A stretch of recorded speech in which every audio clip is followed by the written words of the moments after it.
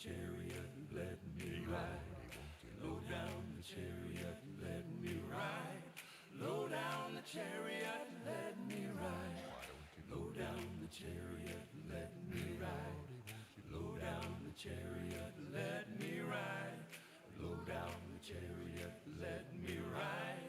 Low down the chariot, let me ride. Ride on, King Jesus. Ride on, King Jesus. Ride on, the conquering King. I wanna go to heaven in the morning. Ride on, King Jesus. Ride on, King Jesus. Ride on, the conquering King. I wanna go to heaven in the morning. I've been trying so hard just to make it on through. You know I'm trying to live the way you want me to. I wanna say goodbye to all the sin inside. I don't wanna miss that great glory ride. So when you break on through that golden sky, please slow it down, don't pass me by. Swing that chariot way down low. I wanna go like Elijah when I go. Ride on, King Jesus. Ride on, King Jesus. Ride on, the conquering King. I wanna go to heaven in the morning. Ride on, King Jesus. ride on, King Jesus. Ride on, the conquering King. I wanna go to heaven in the morning. Oh, low down chariot, let me ride. Low down chariot, let me ride. Low down the chariot, let me ride. Low down the chariot, let me ride. Oh, low down the chariot, let me ride. Low down the chariot, let me ride. Low down the chariot, let me ride. Low down the chariot.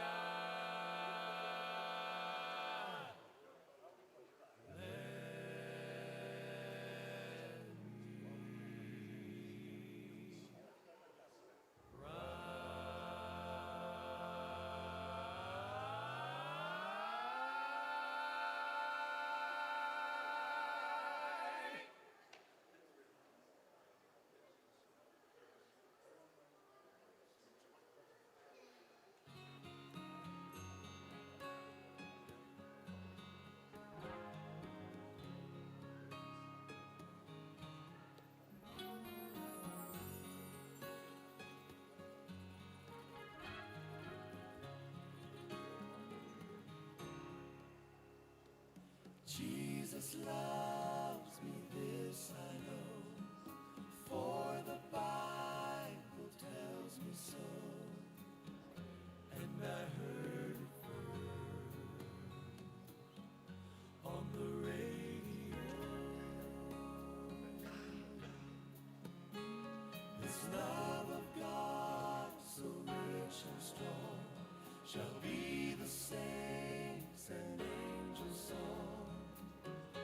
And I heard it first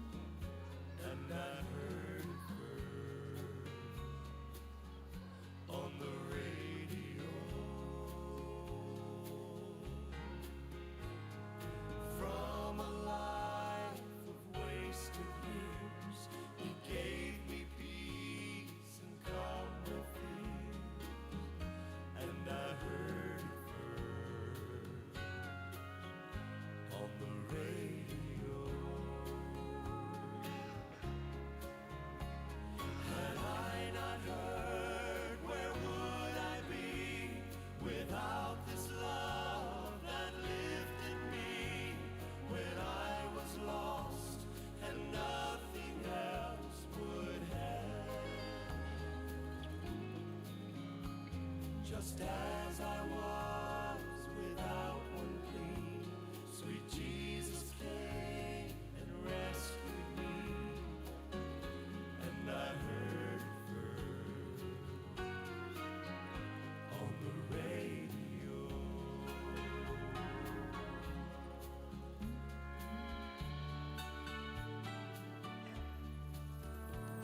Alas, and did my Savior bleed, that captive spirits could be free, and I heard it first on the radio. My soul has found a resting place until I meet him face to face, and I heard it first on the radio. I love to tell the story true, and those who know still love it too. Oh, what a precious friend we have in Him. And when in glory saints will tell, 'twill be the theme they love so well. And we heard it first on the radio. La la la la la la la la la la, and I heard it first on the radio. La la la la la la la la la, and I heard it first on the radio. I heard it first on the radio, and I heard it first on the radio.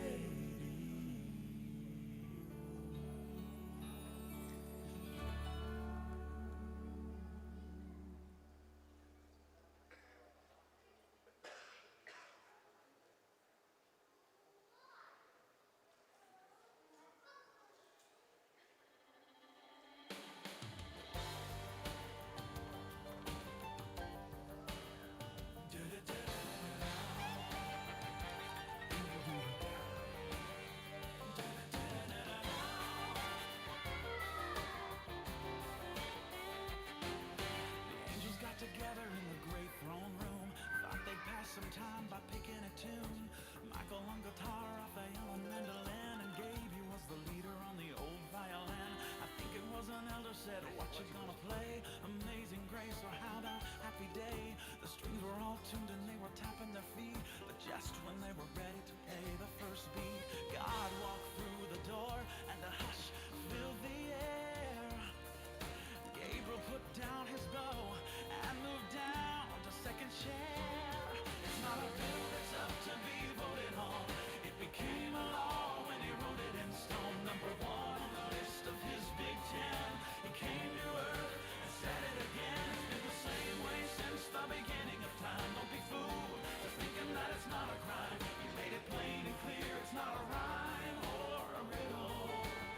No, no, God don't play second fiddle.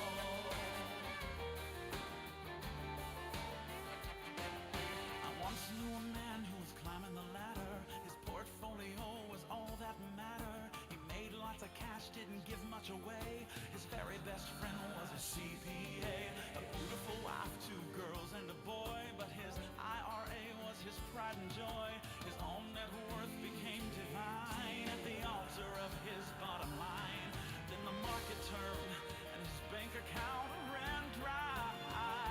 Betrayed by his money god, he just hung his head and cried.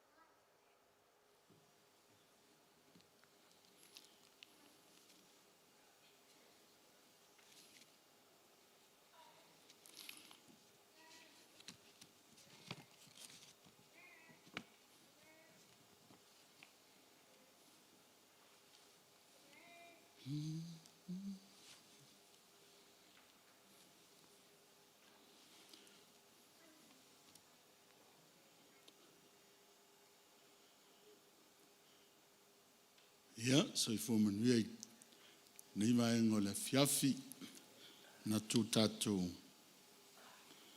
mai whonea fiafi o no le polokalama whaawau le atua le tātou wola. E le iau i eil tātou I loa nea fiafi. Ia pe tai o loa na sila fia le atua.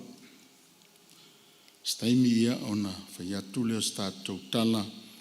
Ia ai se tātou whaatalitali. Na tō leoa sa unim tāpena mai. Ia le mamoli mainga o le sā le tātou tina.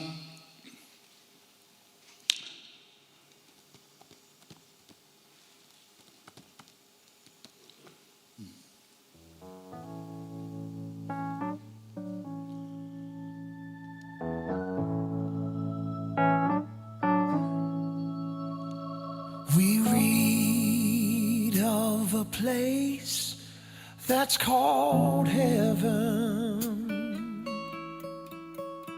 It's made for the pure and the free.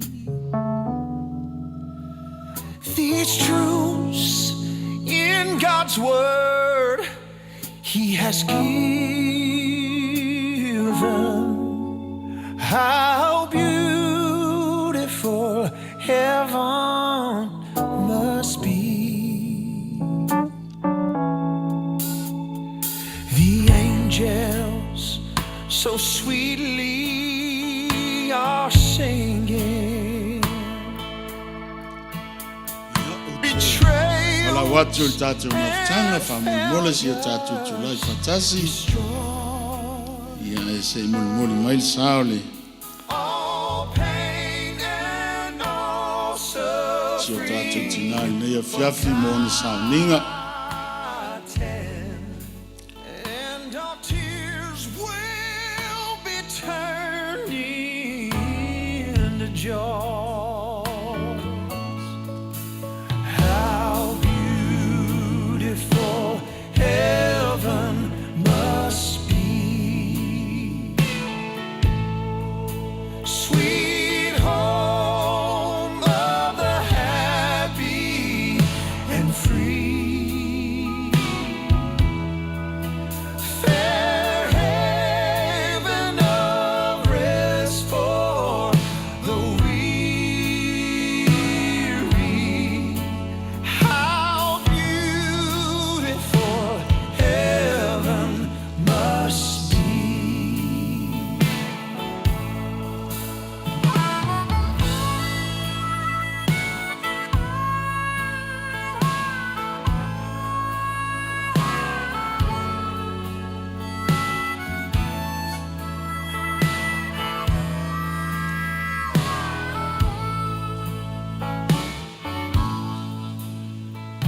The children will play without sadness. The women will dance without fear. The men will walk tall with honor. Only light, peace, and love will be there.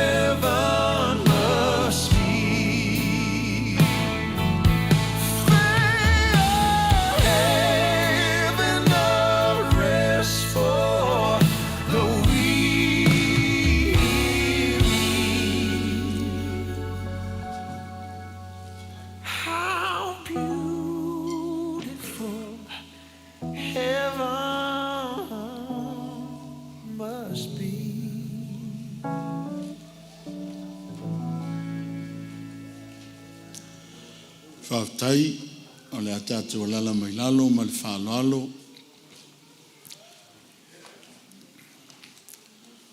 E lea mataina le tātou tāpua inga ma le sauninga le nei pō. Ia o se amanoa le nei ma le lao nei. Ia tu ina atu fo i mo e o lo fia moli mai. Ia lātou o lo whaanga i whainga teu. Ia mso se awala. Ia laile a lo whaali.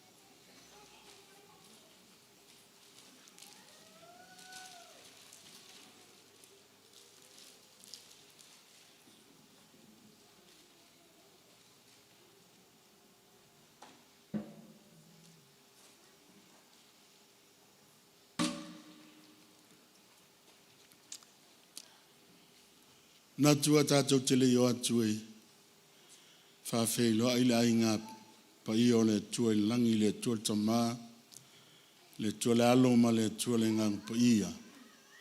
Se lao ma se awa noa silion taua o te o whalofa mwhatalo whatuai i le pa i o le o whainga luenga tutofi o le tala lei. O e o lo tui whale wā ai, tūli wā langi ma la langi mau tau tui langi. Ina ialo whangia le tua tala o na whaitoa. Whasifo an whamanianga. Ia e pion tātou moli mau. Ina o tātou au mau nila langi e le tu mau. O tau sāma o tau whaingtā. Ia o te mnato le ale o iai se whamtalanga ne meane. Ia ua vai manua o tau whingalo. Ai o apa i o nei po tātou fusi mano noa i nifo le whaita ulanga. Ia m tātou tuu i lunga le whata. Whai lea mā tātou taulanga i le tua keni se eme. Tāpua inga i le suafa mamalu le tua le tamā, le tua le alo ma le tua le ngangpa ia. Na u whalongo fo i le leo mai le langi ua whapea mai.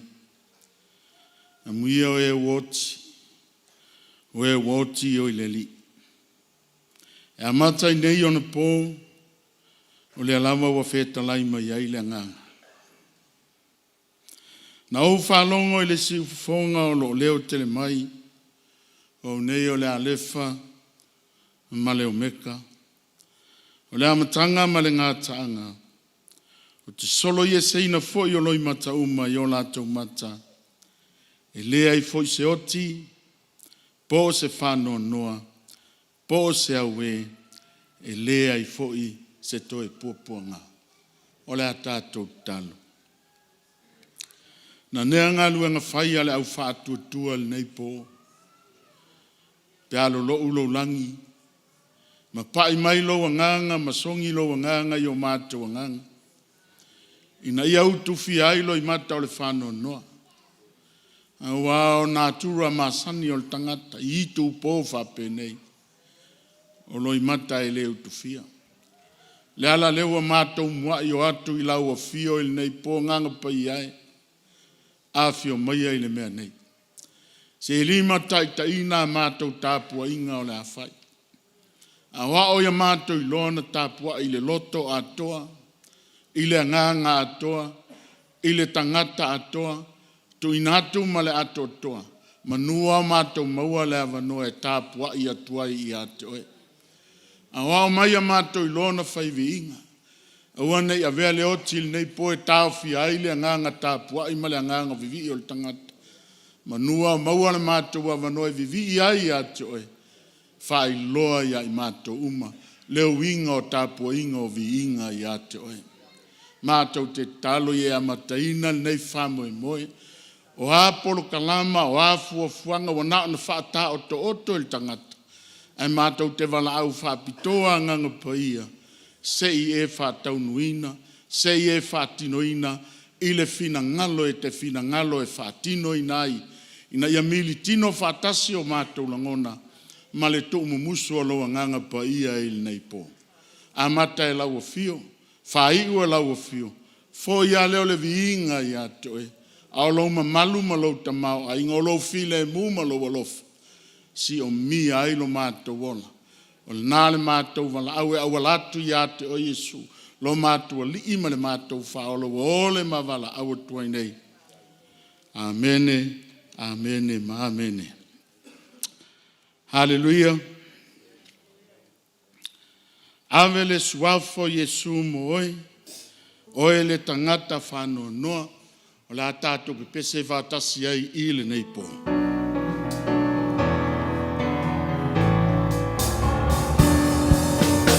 Ave le suafa Yesu moe. Oe le tangata whanonoa. E te lawai le mapusana. E mapua I olo wanganga. E taua o le suafa. E whamoe moe ngā ole lalo langi. Le suafa sili sili.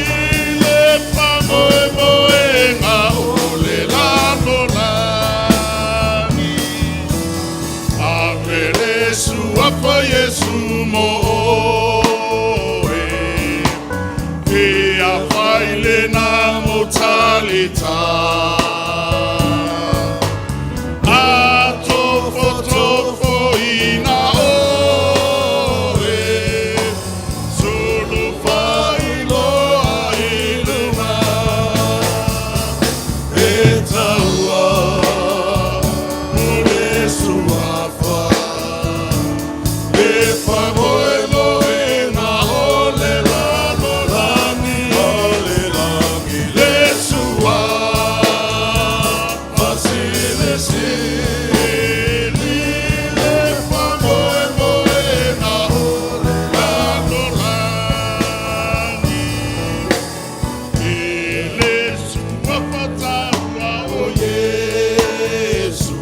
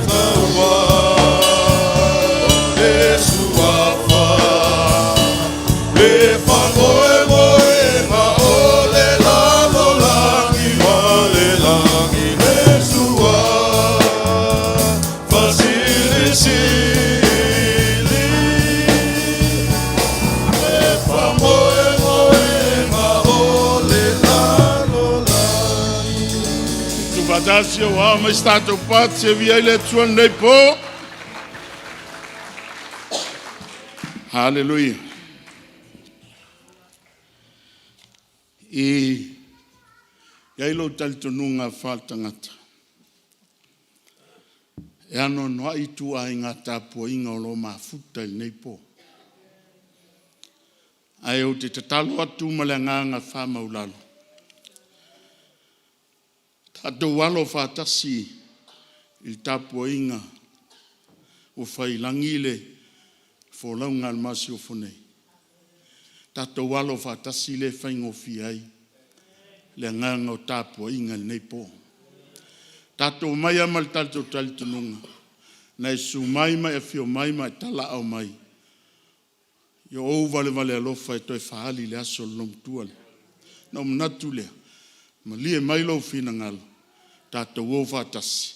E tapo iel tapo inga peo na iai nei po. E le mawhai e le oti. E le mawhai e le ola po angelu. Po li po e malolosi po mea inei ona po. Po mea atali, po le mawalunga, po le loto. Po se tasi mea na whaia. E le mawhai e ia mea. Ona whaatea ese ina mai tātou. I le alofa o lo tātou atua. O loo ia ke riso Yesu. I leila se mea mwhaiona whaatea ese ina i tātou ma le atua.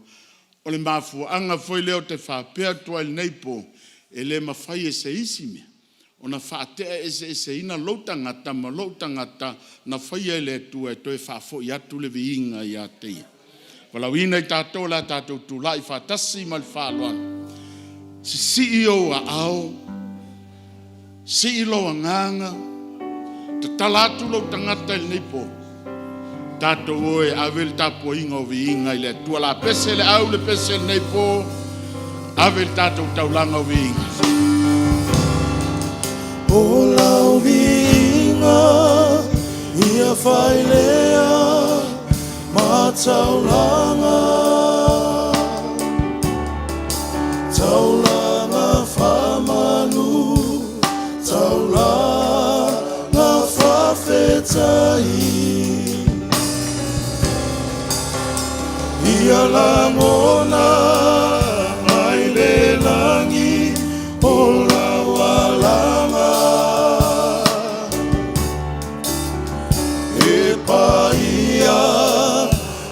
Paia, leo tua e o le mana.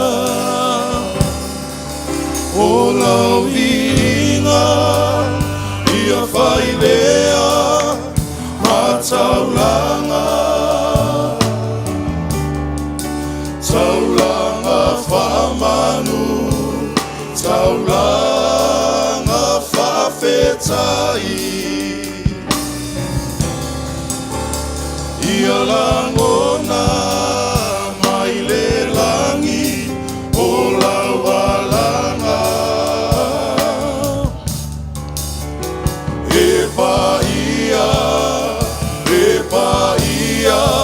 le atua e o le mana. Alleluia, alleluia, alleluia, amen. Ia whanene ina lea tua sili ese. Ilingi mai a Yesu e o loa nganga. Ia papatiso ina i matou mai a whamanu yanga.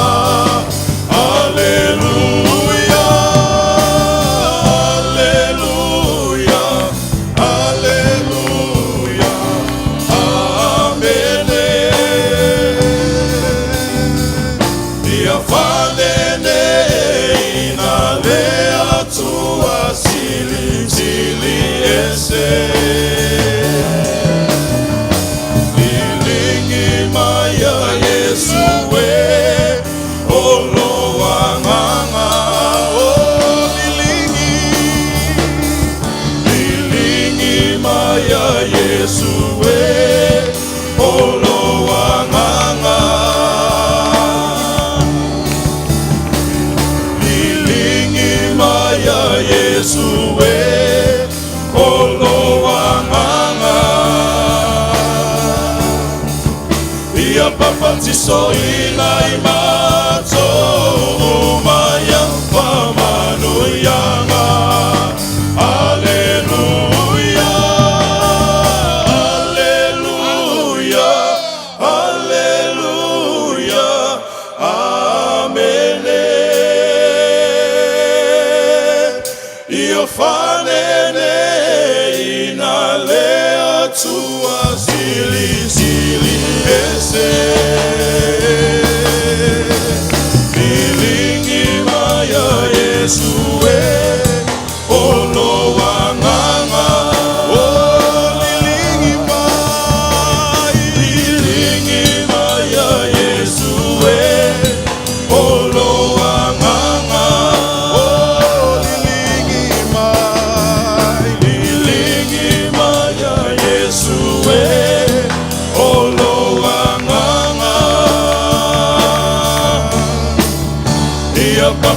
so inaima toma ya ufamanu yanga.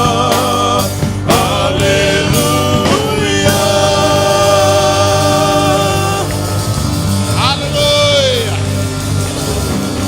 Bioe le tua ya bioe. Oyo le tua pande de ina. Ya te Elohim atamai. Ya te Elohim ya te Elohim. Osana imeo bito luma osana hallelujah. Bioe le tua ya bioe. Ole tua hallelujah. Ole tua soikua. Ole tupo tupo ole lioli. Tamao ole famabau. Ole tua mio tonu ole lioli ola. Epoia oiova. Ya te Elohim. Ole tua fandein. Ole tamao le famabau.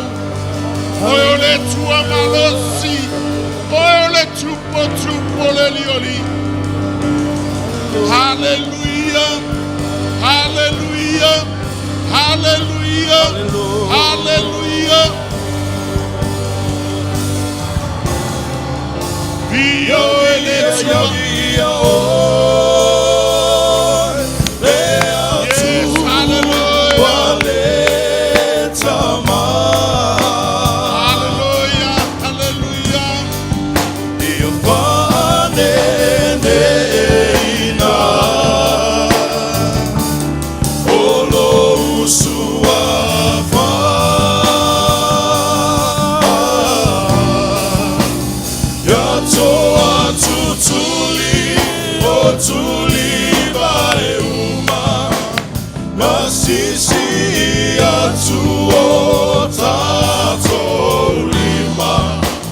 Yesu afo Yesu ia matu afane ina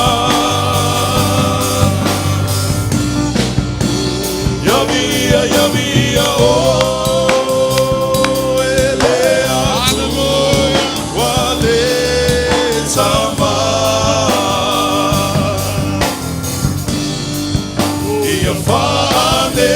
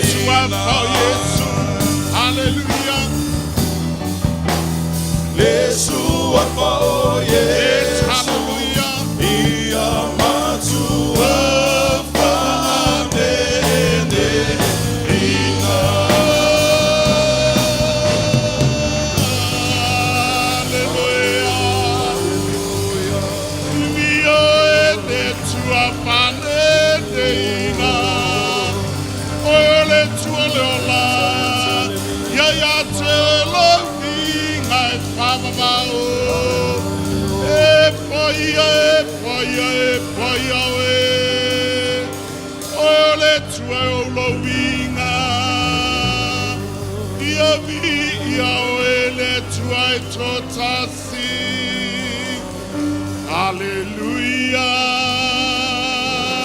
Hallelujah. Hallelujah. Hosanna, hallelujah. Mio ele tuaya mio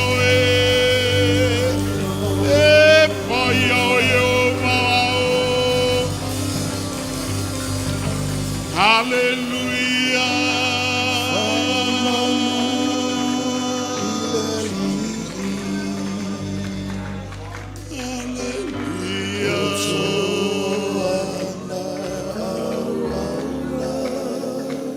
hallelujah. Yes, hallelujah. Hallelujah.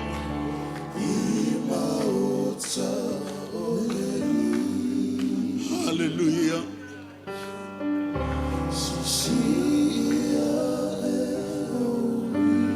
Yes, hallelujah.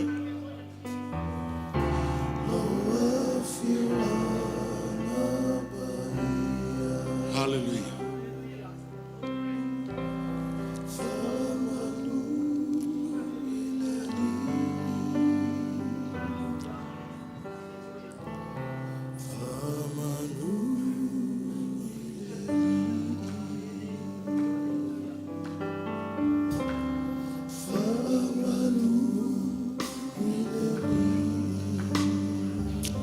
Hallelujah.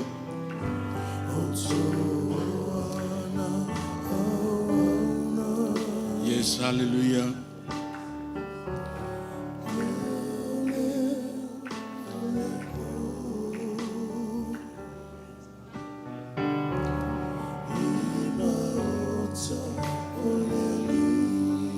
Hallelujah.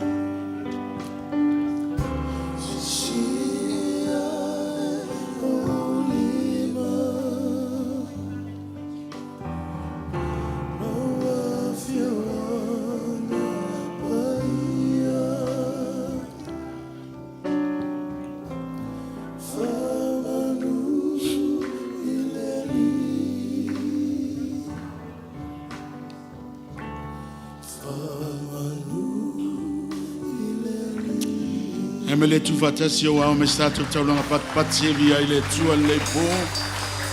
Hallelujah. Hallelujah. Hallelujah.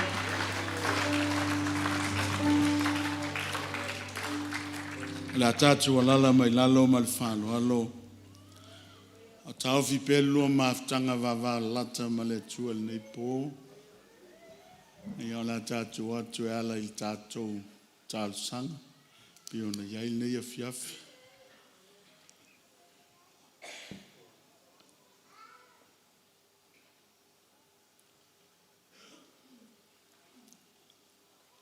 Hallelujah. Ia lo yai tato por kalama. Ia o le sunga ato filau Josefa. Ia o la watu le sunga aita maina te fale o ina le tato talo le nei po. Tu fatasi o tato loto, tato watu le tato tal sanga neifa, nei a fiafi.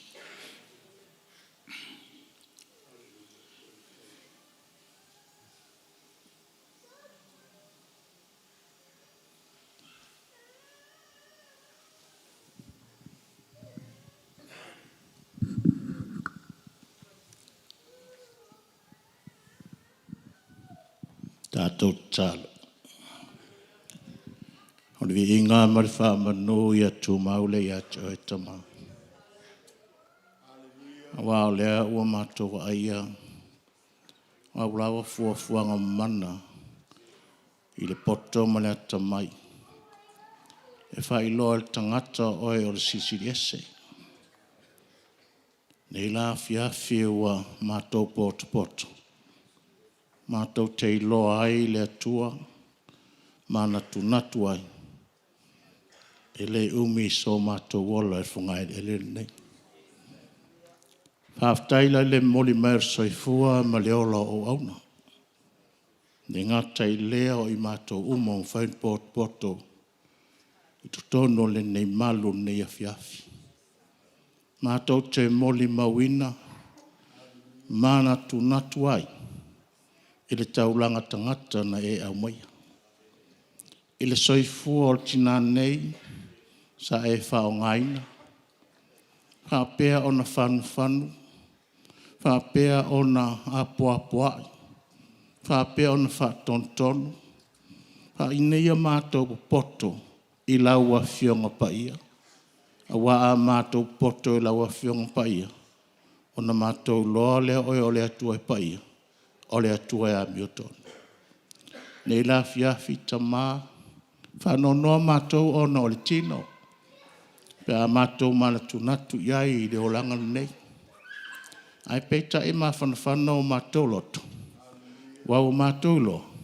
O le langi ne mea lea la mātou toi wheido ai ai. Whaafitai le mautinoa. Whaafitai ta mā i le iloa. Wea tu wina i a te i mātou. Ina ia auaini o mātou whanoa noa. Pe o nisi e le aise wha moe moe. Ai a mātou soifua i lau whanau mātou ola. O mātou iloa. E i le aso e mātou toi wheido ai ai. Nei la fiafita maori i ngā mari whamanu. Ia fo i dei ia te oi.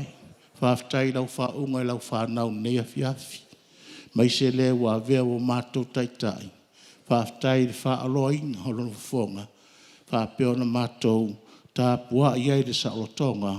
I upu whala i au. Wa mātou whaaloa ina nei a fiafi. Ta maa fuafanga uma nei a fiafi. Ia manu te reina mea uma. I rau whātasi mai. A mātou whaalongo fo i le upu mai lau a whionga pa ia. Ia poto le mātou whaalongo.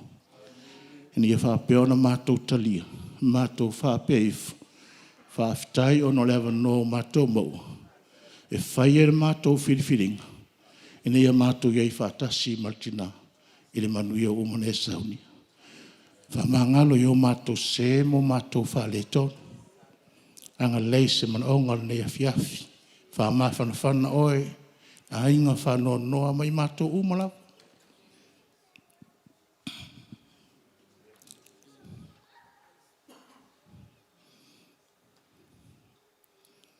Ia fo i arvi inga i ato e tama. Ia fo i arvi inga i ato. I lau suafa Iesu o mātou walaua. Amen. Amen, amen, amen. Ia, ave pesta o pat se vi ele tua nei po. Hallelujah. Ia lela o monta to fata lo fa langi. Na tua apa mai foile au fata lo fo le tua ala ile. Vinga wa ile mfayon tato sula ina le tua le mali o tato upu.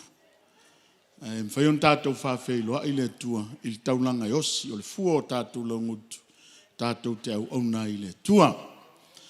Ai na o si ava noal nei o te manatu se o afe fa tala fata lofa ile pa o le au fainga luenga o lupe fa lele i tutono le ainga o le lomtua.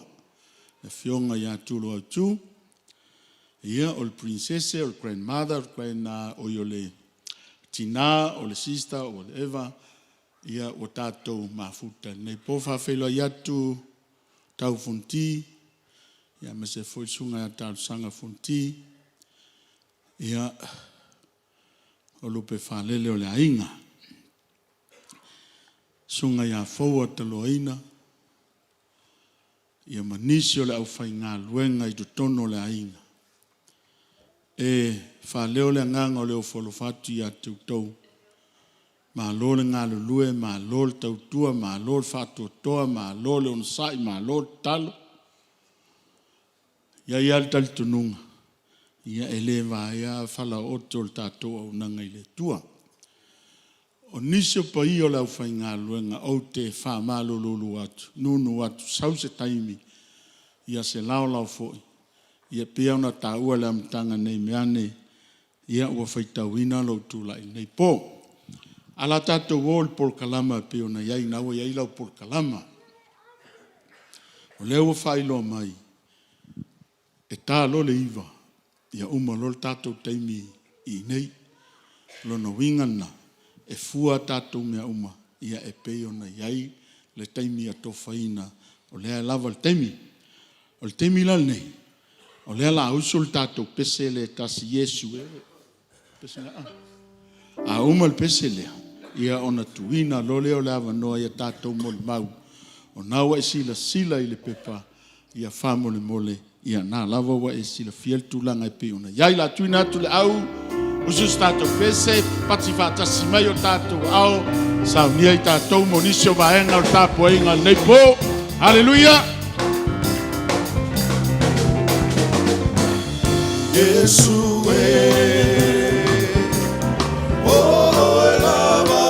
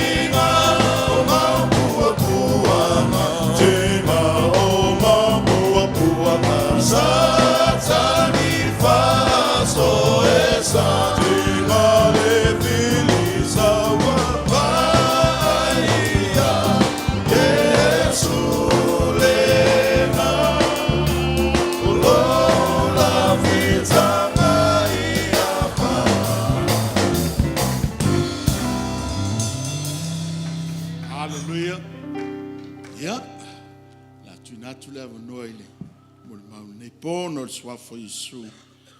Amen.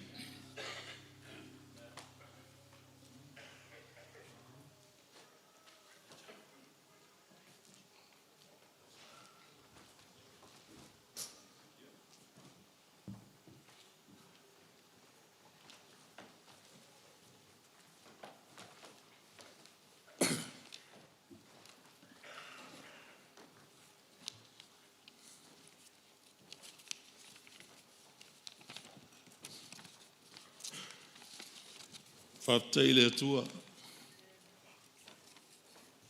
O ia lava ua mafuaine i aso na o lana wala upa ia. I le tina, ia pot tua fine fo. Whātei lo nā lofa e le mawai a te tātou, malantau singa i aso uma. Pe ona ia fola ia i a te tātou i aso uma e o lava i le ngā taanga o le lalolangi. Whatalofa atu i le mamalu wa potpoto, sunga i whawharengainga ma whatua, ma awe sese, pa io a inga, i am so se tasilawa wa iei whatasi mai tātou i le nei afi e moli mawina nei sauninga. Whaftai atu fo i a inga whai mai. Ia ua tutula au mai ono le alofa lava i le nei tua whawhine. Ia ua whatasi mai, ua vea fo i tō o mai ma whamanuanga i ante mātou.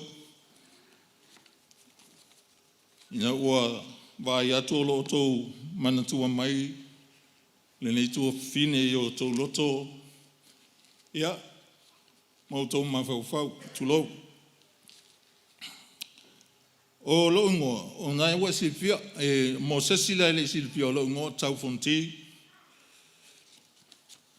Ia o te ngalue mo le atua i teita i loa hat.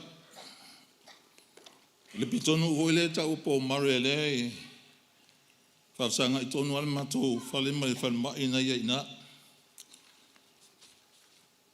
Whaftai whanau. Whaftai atu i a te utou ma mole atu fwoi ma whanwhananga. I a te utou le whanau o wamuli. Ia matalo aina. Whaftai fwoi ina ua mawale awanoa. E whai atu ai se whamatalanga puopu. Ia la fua la wala utala i le puopu fwoi o taimi o nei a fiafi tu sa malawa no au mai. O tele manatu lava e whai se moli mau. Ia ona o le talaanga la maua muli. O la awa silfia le atua. Wai ne te ua whai atu e whaupapo atu e au se mea. Ia ele tu sa i male finu ngalo le atua. Ai o te fia e whaisau whaftai. O te whaftai i le tua whini. Mai ai le laititi. Ia sa mātou tupua e a whaatasi. Wa o muli o le ulu matua o le mātou whanau. Ia a o au e lona fitu. I le whanau a mātou mātua. Whaftai mea le leia tele sa ia whaia. I lana tau singa, e le ngata i le aingo siana whanau. Ia au taimi fo i e a watu aini mea na tena nā atu i il whale o la aingo lona to alua. Ia a watu i ol mātou whale. E lofa. E mana o whaasoa atu. A ilo o ia lea ua mawani mea i uta i le ainga fo i o talo aina. Ia ona whaasoa atu lea ma watu i a mātou. Ia ona mātou fia whaatasi ai fo i lea. O se tina e ngalue tele. Ngalue. E le malo lo. E pese isa ngā lulu e whātasi lava ma siona ainga le tamai atalo aina multalu. Wai e ngā lulu e nofo yuta o te malamalama le leia i nei i la ainga wai fia tele whai la whatoanga ma manga o mea tuto o la fumoa ia se o foi meo povi tu lopo man palang e whaftai le atua i mea tele sa ia whaia mo lo foi o langa sa ia soani ai wa pe ona auto mai tu matau mai ia o auelo na fitua o ia leu matua ai alofa e pe lava lana whainga pe o Santama. Tele foi lau taimi o te tau walawa o ia i nei taimi o le tina a mato mafutai nei. Whaftai lona ngalelei, lona alofa whaalia, whaftai mea uma ua ia whaia moa, pe ona o whai atu. Leisa moni mautele na o loo anganga e whaftai atu i le atua, ia ona o muli. E leo sinangata sa le leisa na onga, ai potolo na mawhau. E mataala lona mawhau. O se tina e la vele a inga tina fo ilele e ta ua maile whata auto e tol sumaltas. Tangata o le tina sa nau i atia e lona a inga. O whailasina moli maula i titi moia ia o te tonua le ainisi mea ne te walu atu e man me pelo. Ai te whiwhia e whai atu le moli mau e winga whaftai sunga i le alifa i whiau ia fōua i le avanoa se o whai atu ai malai tala atu aia se ngawhala i titia ia e te loa ele silfia i fo ele tamao o muli ia mona ainga ia o muli o muli sa whanau mai ia whanoti sa limus fōua i le lalwhanga o whalea puna. Ia sa limus whantis fōua ia male maltina ia fionga o le alo lua manu whale tau o sa le lolonga. O nuna e lua pe e tele lavanga ia ile tina. On whae leo le ngawha o muli. On whae leo le ngawha al whanaua a mātua ia, e ulu matua o muli. O le teine, toso e pito iai o le tama ua o maliu. O le teine ingo ia whalolo. O le tama ingo ia tinifu. Tama e ngoia ta sanga lo alala mai lalo. I o le sunga foi o lo avea mawhaiwhi au. Ia o tala lelei o le teine. Ia maa nei o tau fonti salimu. Ia so aila mo lo uso e ngoia salimu o lo ngalu e foi whawhaiwhi au. I tutuila. Ia, ona so oile malteine e pito i leititia e ingoa ia fō i mea. E toa whāla mātou o na whāna nau whioti. O le vāenga umalena lau mō atu o le whiola. Se umato e whāmalama atu. Ai e toa iwa ia lea lo ola pia. Lea na ola mai toa sfulmatolu. Ia ua oti le tangata e ngoia toso. Ia le teine e ngoia tala le lei. Ia le ua maliua muli. Toi toa ono o lo ola mai pea. Ia e lawe ai maa. O lawa au ta watu wha muli. Usuia ia ua muli e whanoti sa limu e talo ina muli talo whale tui o saulua whata. O na whae e leo ngawha, o le teine o mea fōu e matua. Pito iei le teine e ngoi atu lai. Ia o le tama e ngai ia fiti, o le tama foi lewa maliu. O foua, le sunga lea li fai au, o si mea lai lua, o si mea lai lua o le teini, o whalave lave lua o le tama, se fusene o le tama, ua swafa ia tanga loe, ile a inga o siona faltua. Ia o so aile ma mafa o le teini, e mafionga lua o le teini, tili a lua o le teini, e toa se fulu lea whai o i la tau, ai ua maliu le tōtasi, o le tama ingoa ia fiti, a loso i fua mai pēle toa iwa. O pauna o sa mon mau e whai atonu e se taimi o na pēm whai o na whalau tele atu lawa e nisio i la tau loso i fua mai ma ola pēr. Ai pēuna o mon mau atu e nei aso e o se tina e whai a inga lelei. E alofa. E ana fo ona ia na atu nisi mea il mātou a inga, ona e alofa. Awa e wawa aiele o maua e ate i mātou ni mea leia e maua i lana i le mea o lo noftane ai. I lona ali i o talo aina mul talo. E mafu ai ona ia na atu nisi mea mātou te fia ai mātou. I si o mātou voi a inga. O se a inga fia. Pele ai ani mea le leia fia lava. Mau te fia pe o se o langa o masani ai. Mai sa mua. Ia e o alava me maua e fia lava. O le mea silion taulia. O le fia. Wa umala mon mau ai whatalofa tele atu o leo mai atu le. E sunga ia taula. Ia tofi lau ia sefa taula. Ia manise le ainga mai kalasteti. Le fo vai atu le fionga ia fonti, ia manisi fo le ainga mai fale apuna. Ia whaftai tele il tauanga le lei.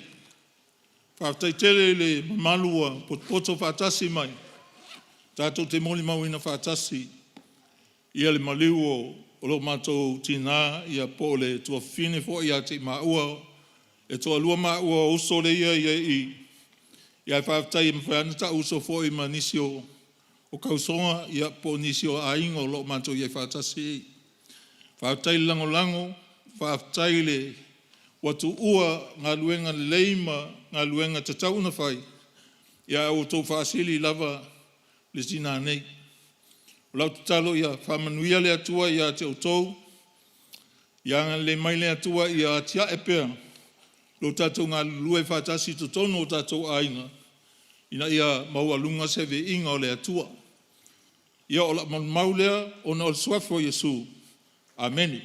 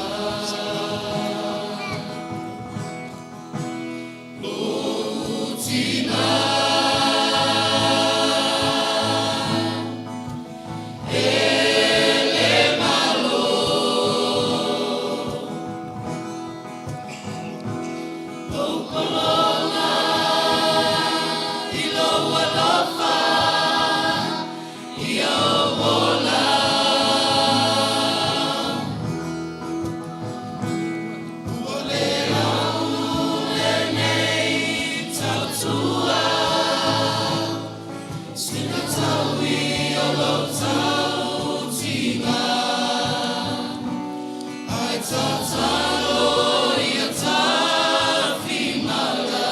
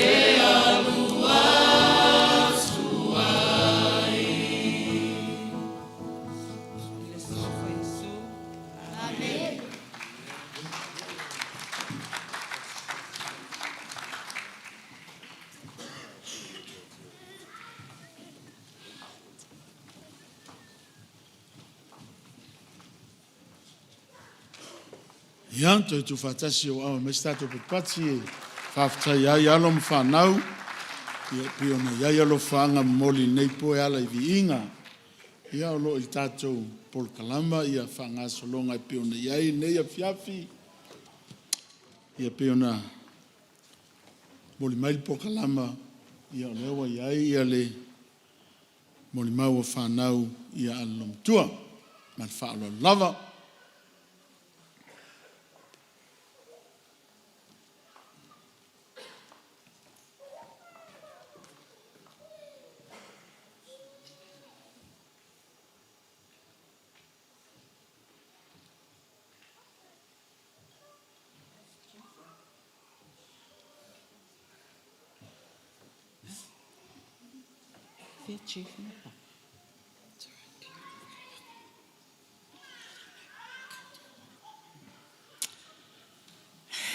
E leile atua, e leile atua.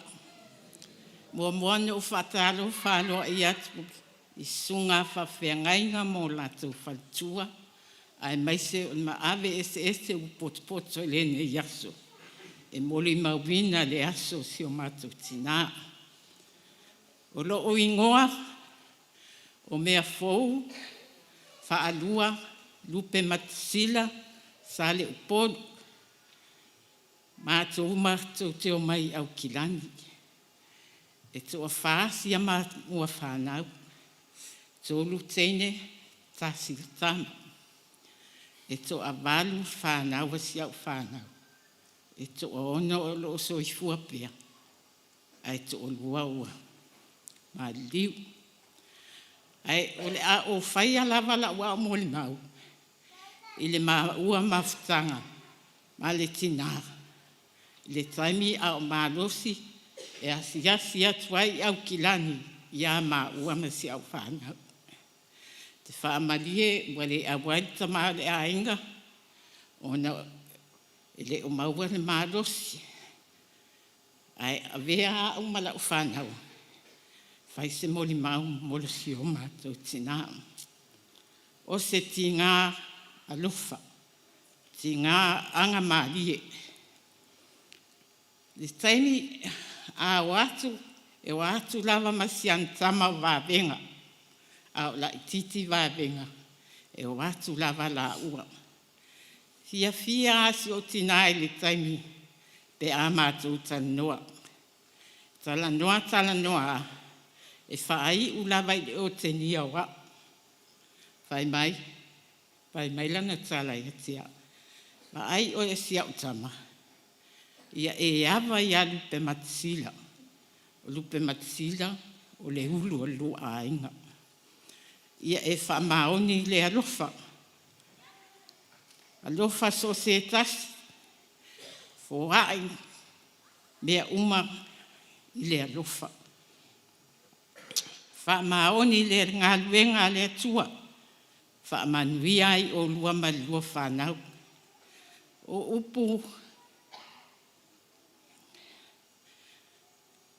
upu ia whai mai e mātou tina ia mā ua mali mā whanau. Whawhtai tina mo pua inga na e whai mai ia mali whanau. Vai taimi a o malanga atu tina i le usola i titi Australia. O te vili mai lava e asi mai na ia. O lana upu mua lava e whai mai atia. O a mai lupe matisila. O a mai sina, la o whanau lea. Whawhea le whaife au mali whaltua. O a mai lua e kale e sia. Alo whatea le atu mo i lato. Whawhtai tina. O le tala le tina nei. e whaatolu na o ana poni i le vai aso. E talo si atu o tō uma o lau whanau. Whaamanuia i ati o tō uma le whanau. Whaaftai tina, whaaftai loa lofa ma o enga lena whai mai ai ma ua ma le whanau. Le vai taini, e le misi tausanga uma. O te sau lava e whai kia sa tina mai si ma o so tina. A o nei Wellington. Fia silo matua pe a usau. Whai mai. E umaloa ta o ta whao. Ai a o whai le aso le a mao. Whai mai wo le fia alu foi. Wo fia nofo foi se au whanau nei Wellington. E alu lava ne tina, yasu tina. Whailana whaftai le e kalesia. Ai wha uma lava whai mai. Sau e usul tā pese. E le umi se moli mau. Ai se itu watu il whanau pe e se moli mau. O na wha uma leo le matu moli mau. E fua i le tai. Whaftai lava.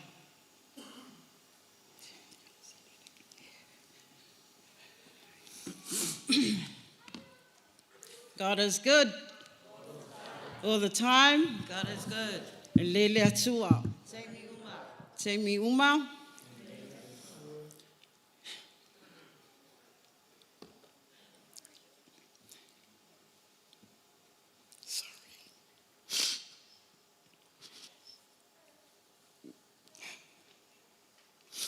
Ia vea ia le nei avanoa e whai au o se tasi o sui o whanau lupe matasila ma mea fau. Ma tō te whaatalo whaatu, ma whaatwheloa i atu, i lau susunga le whaatwhea ngainga ma le whale tua, le pa ia le au whainga luenga ma whale tua, pa ia e ka le sia, ai maise ai ngā ngalua, ma le mamalu o le au fia. O lo ingoa o si mea lai sale upolu malai silia. O au, ele isau niso moli mau, na o so whawhetai mo si o mātou grandma. Grandma, whawhetai lava mo ngā luenga le leisa e whaia, i totono le tātou a inga. O tatalo, o ngā luenga le lei, ma lau tautua ua mato manu ia ai. E le mawhai o na ngalo o e grandma e pele i lo mato loto. Fulau ia i le langi mā, i le nuu e ngalo eiti ngā, ia manu ia lau malanga grandma, o le amisia lava oi. For our non-speaking guests, my name is Simialai Salupolu Malaisilia. My mother is Mea Fo, my father is Lupe Matesila, my mother is the oldest child of Wamuli and Taloaina Mulitalo. I am number 3 out of the grandchildren. My sister Sina is the oldest, then my twin sister Ana, myself, and my little brother Kaloainga. I don't have much to say. One fond memory of my grandmother, she was a faithful lady. A faithful lady. She always prayed and read her Bible daily. She prayed for her church, her kids, her grandkids, everyone. She loved God. If there's one thing that we can take away from our grandmother, our grandkids, let's continue her legacy to continue to keep God first in everything we do. Continue to stay close, united, because we are Grandma's legacy. Thank you.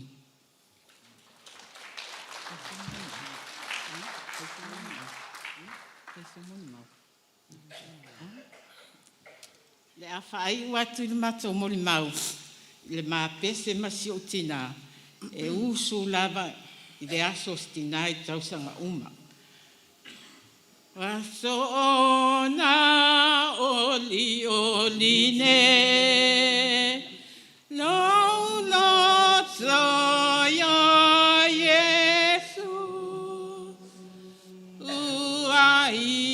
whaalaya te au.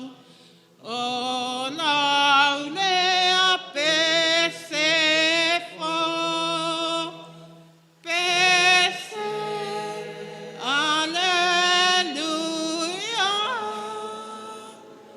Alleluia, o lo wanganga o e Yesu e, o le whaalama.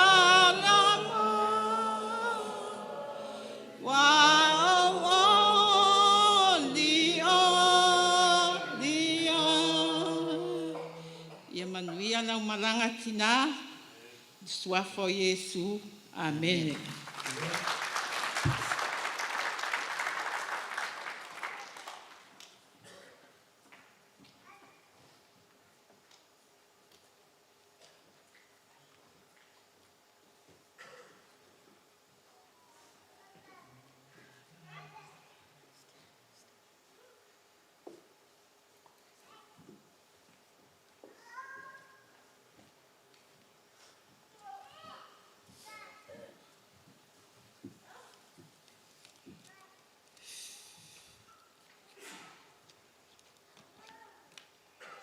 Vialeri. Ile swafa malo o Yesu Keriso. O te whātalo whātua i le sunga le taitai man whātua. Te whātalo whātua i sunga o whāwhiangainga maratu whātua. Lo tātou whātasi i le nia fiafi. Mese.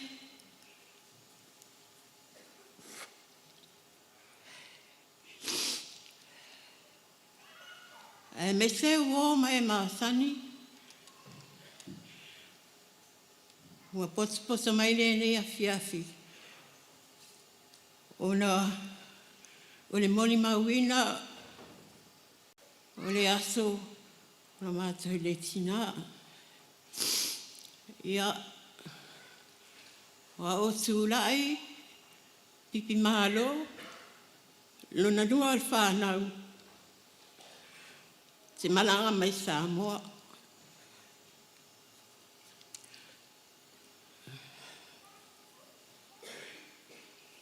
Wao au te lona rua. Awa au na muli mai foi. Na muli foi o sau mai Samoa. Tangi e ma fau ma lutu. Ona ua malanga si o tina. Ele I whāta rea te tea.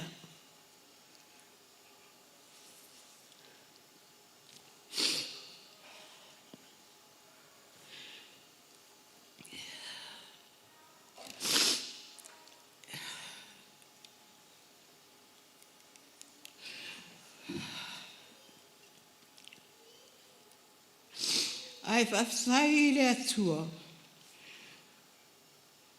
Ua alu si o tina. Ai wa umano whama vai mai ai. E ui lawa ina ole maua mai lana malanga. Ai o umano whama vai mai ai Samoa. I le vile atua sirio. Wa usi lawa le maana wa tasto tina. Wa vai ona tino. Ua le mawhai ona tautala. Sa sui foi e siri are telefoni I ona taringa. E whalongolongo atu ai. Ai whai mei lau whatu o wha. Tina. A whai lawa. Ua sa uni lau malanga. Ai o tuai atu. Ia. Manuia la bala malanga. Tati whātou whā atu e te oe tina. Ai o te malanga atu pia tate whēlua. E ui na o le maua mai.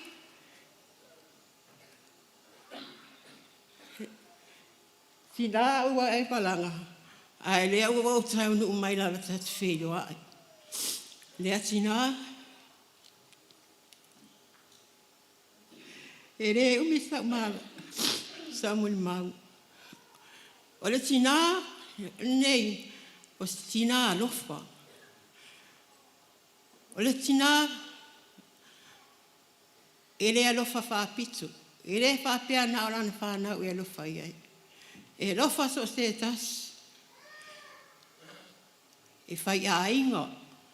Le tinane. E whai mea maale. E whai whale a itu. Le tinane. O te whawhitai ila o tina. Walu. E sa mawhiro ai pia i taimini. O le mawhai po i ponga masi o tōlua. O le tina. Ia o le wa e malanga. A la fuwa mo mua tunga lo tōlua e whaatatari mai ai o. Ia o ia te oi.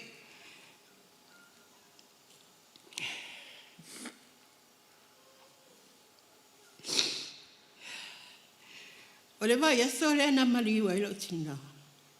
Na vili atua ia tanga loa tala noa mala o tamatini. O le vai aso fo ina na maua i maa pepa masi o tamane.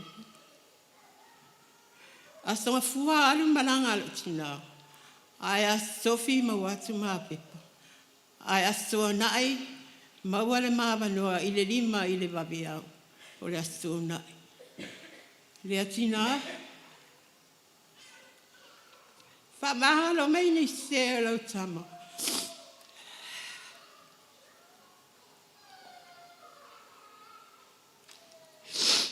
I le tawa no foi Samoa. I le atualo. Le tina. E lo whawhapitu. E lo so se tasi. E o ilan whanau. E tusa umale alo whane ni tina ia te mātou. Le tina, i alu lau malanga male manuia. Alo whaanga o lau whanau, si le au mawholo leti malana whanau i to atolu. Whale tui ma tieneti malana whanau i to olua lo Eustaria. Samuelu whanga male whanau i to olua. O lau pele whapele pele o hana. A e wili atu, e rifo whai mei ana tau loto mwha ata oe. Mautu mai ana pese maari e ati oe. Ona e ata ia lea.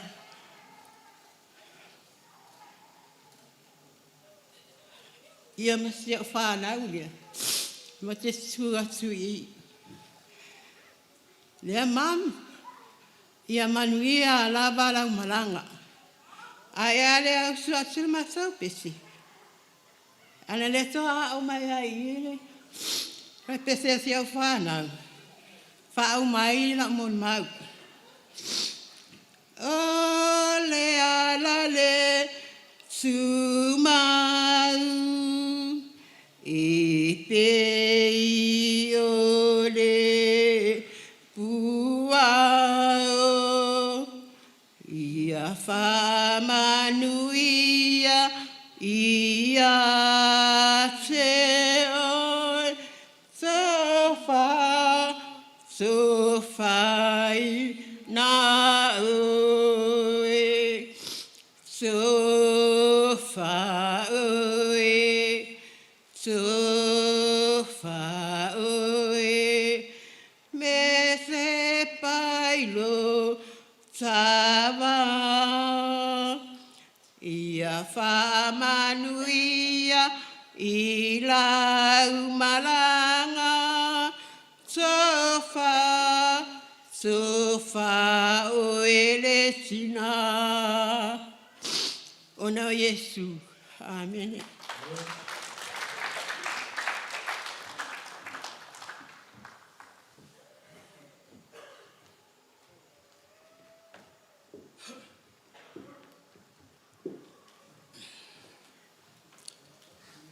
Ia.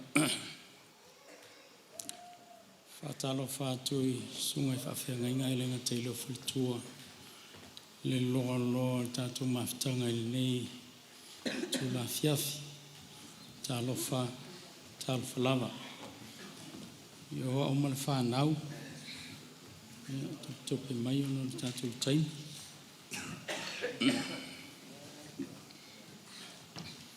Ia o lo tō lua leo tai au. Ia le li.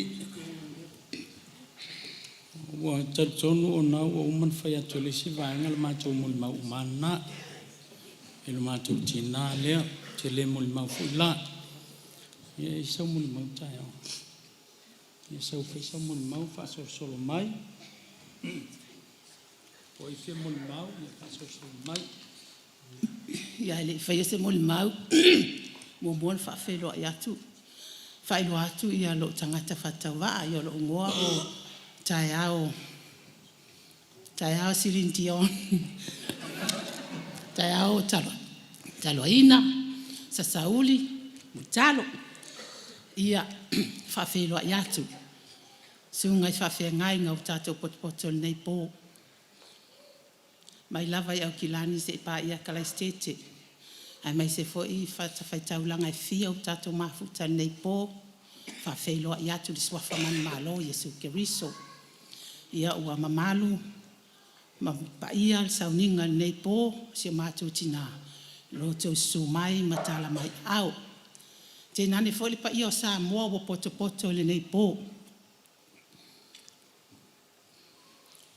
O sa ma whaingata. La leo o iai se whamatalanga. La ngai le ngā whatau li maina se whamatalanga lo whatau waa. Ai unu atu ia whatini o tau sala. Ia tu moma pule o la o whatu ai ngā tau silea. Ai. O le nei wha mue. E o sanga le tu wae pe ana le ai le alo whamai o le atua. O ia lea na ia tāpena masaunia nei lau. Whai on tātou wheiloa iai. Lea wa tātou wheiloa iai lumo nuu. Ai lo o tua nuu. Vi ia la le tua. Le ti o fo i tā vita a whapeani. A whaaftai ma vi im whapeani. Vi ia oe i ova o lo papa mautu. O lo olo mawalunga. O lo utarita. I taimi o whaingataa. E ui lava ina matuitui mati ngā le tui ua o mai. Ai pule a le atua. Whai alfina ngalo le atua. Ai whapeane o mātou loto le afiafi nei. Io vai, ia iati oe lava le vi inga. Le whanetanga, le whamanu, le mana, le malosi. Nei maso umalava o le whavavau, e whavavau lava. Amen. Se umara whakalofa whai oko. Tā lofa. O mawhuli la au tele sa paolo ai nei ai. Ma malu alo nei tangata e tono le ainga sa multa lo le ainga sa tamupolu. O motu le so.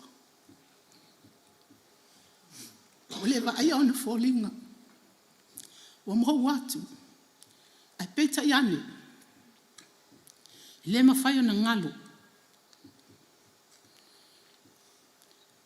Ona folinga. O ana me whai. O ana o onga. Ona whai walo filima. Sa o whanga iaia mātou whanau. E ala ila na o ina o mātou whanau. Le whaita wina o tuspa ia. Ma le o ina ngana sa moa. O lana ngā luenga lea sa whaita tono le mātou ainga. Mātou whanau malava whanau a ana whanau. E mlea nai le mwhaiona ngalo o ia malana ngā luenga whai. O le aso ono o ke topa. Na si ia tuailo na mai whai mai. Peta iane o le aso 5 Novemba. Ia na si ia tu loa lana malanga. I lona ngofoanga tu mau o tā pena Yesu mo i tātou. E moni aia whionga le atua o lalo nei. E leo se tātou no foanga mau.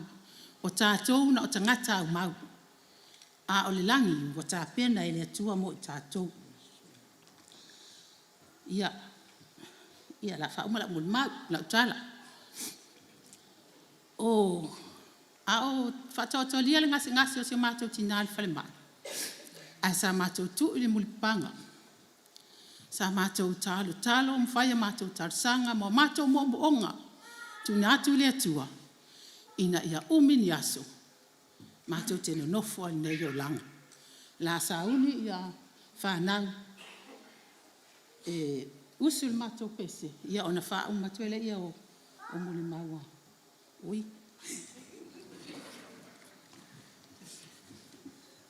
Ia, e laso atu mali maua le atali ilea ia Dominic Wavenga ia Fua.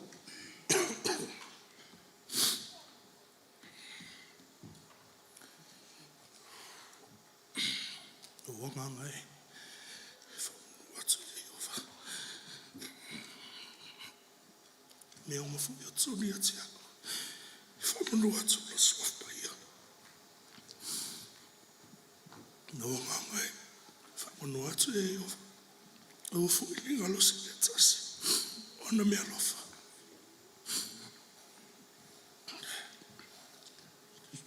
Ole mana vale sa whanau mai e. Au lima e a sau bolai.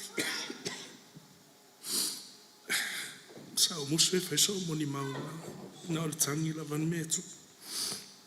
Au te whiu mana au. O moliro o ngang whatai ati o tō.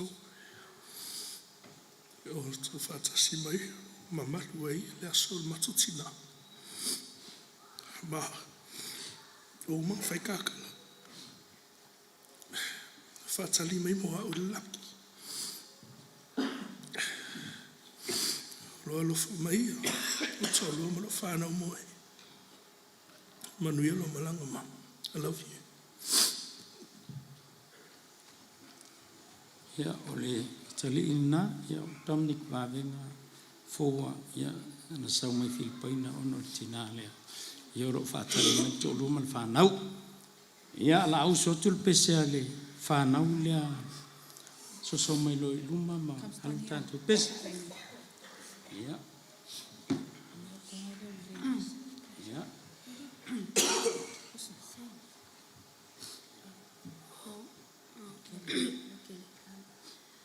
Momonga samolia italo sanga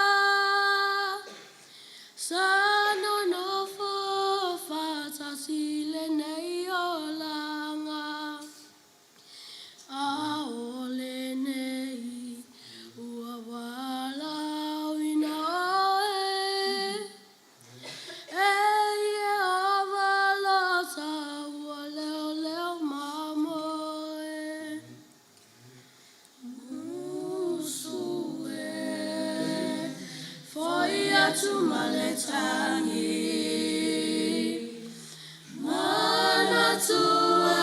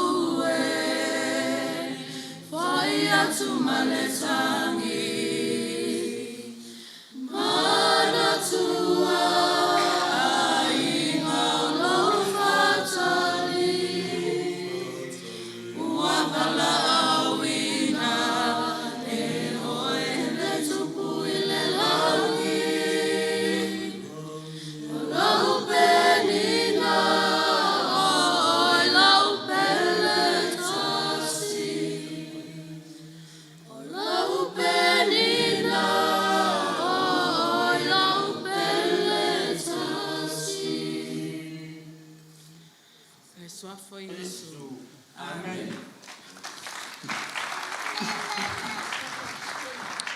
Ia o ua muli o sitina fia tatalo fia foi ana pongi. Ia whawhatai. Te langona na ua talano atu ni si o whanau. E ala le soifua o netina. Wa lawa ia me whai e le tangata. Ia fo ia le vi inga i le atua. Manu e tele ni e fia whawhatai.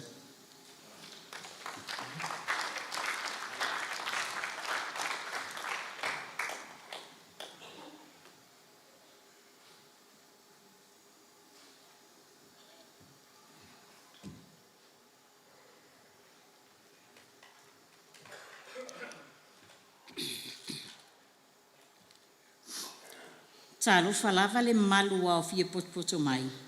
Awale mo le mawina o le aso mulmuli o sio mātou tina.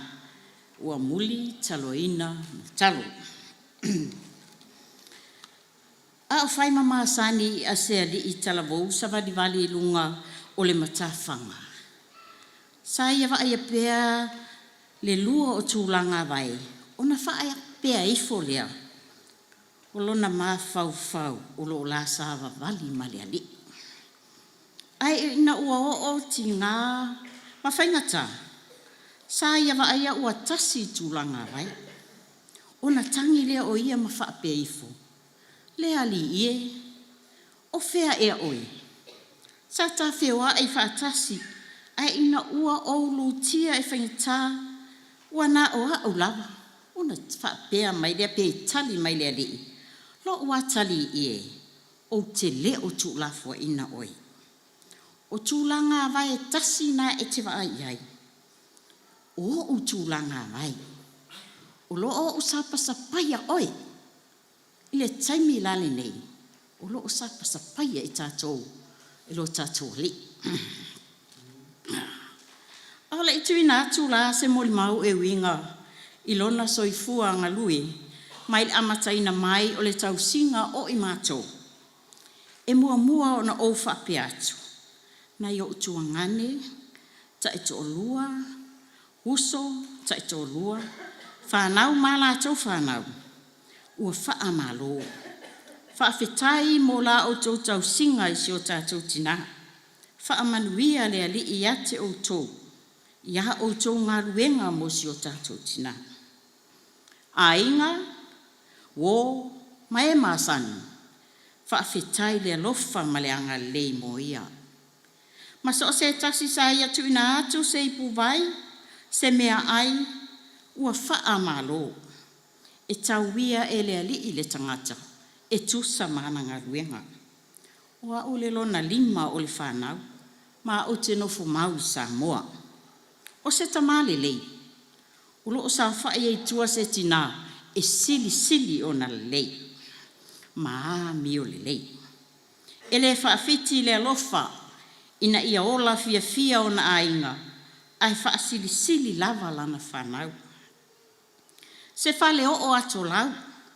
Folai o ngā moso oi tau patu. Sui so o na pola sisi. Se pā maa maualunga e savali to tonu i se o ngā niu tatulanga. O lo o tau si ai manu papalangi. Se pau aia e whaalawa i maa le no fuanga na mo mea i tualo e so o i tonga lau whala ma paongo. O se maumanga ia e lunga o le maunga e vele uma ia vao i lima e whaonga o na lima e a samo umatu iai no o tua oi. Se upenga sui so o na masai o ngā umu tau popo, se tau wia lima se fulu sene, se whangusea o fungau ato tui, pepalo pālua tala, se fua mata o waenga nā sa ia whaatautaia a wā mato wā onga. Se sakatalo ma le pau tau fisi, ai ina i se miti po o se whalai soko, whaile e leni. Leo langa le nā sa ia ngā lue puna ua iai. Ma si o mātou tamā, ina ia mātou wola fia, ma aua le ola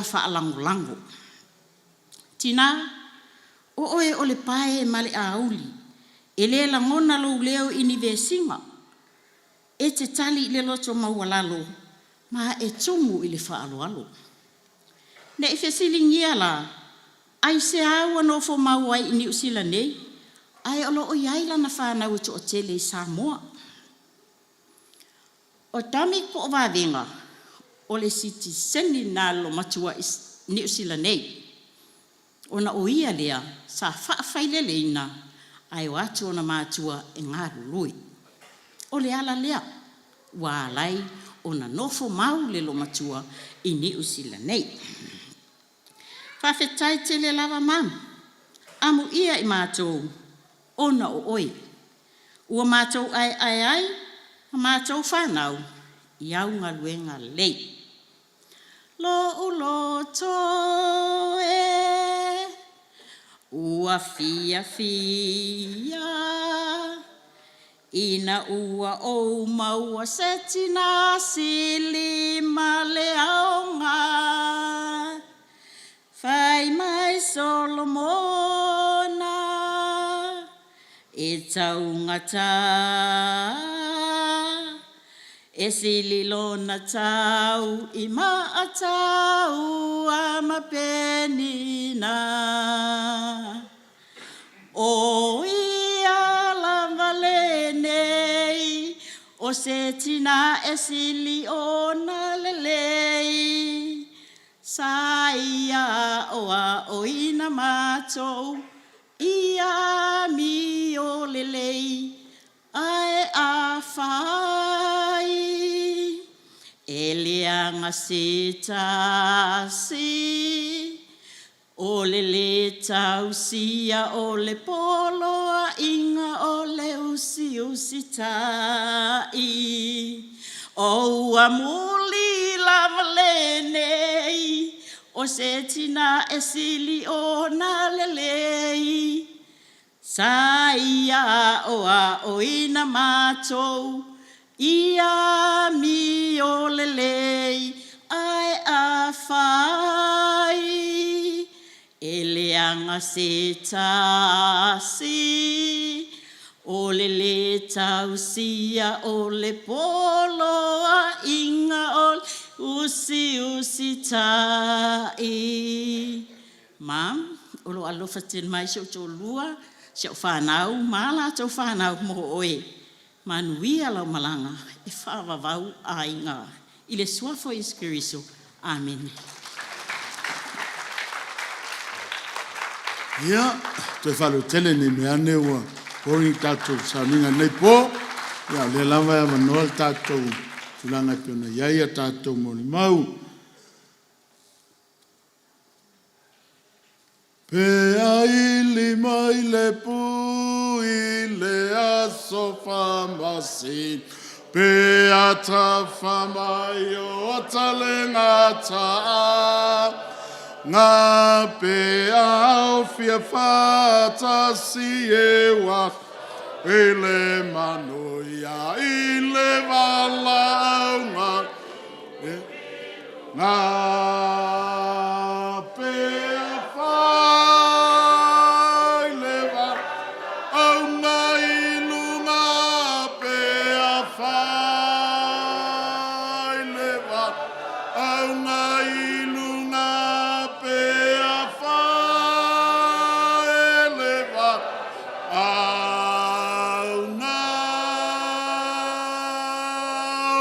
Te ai le walaunga i lunga.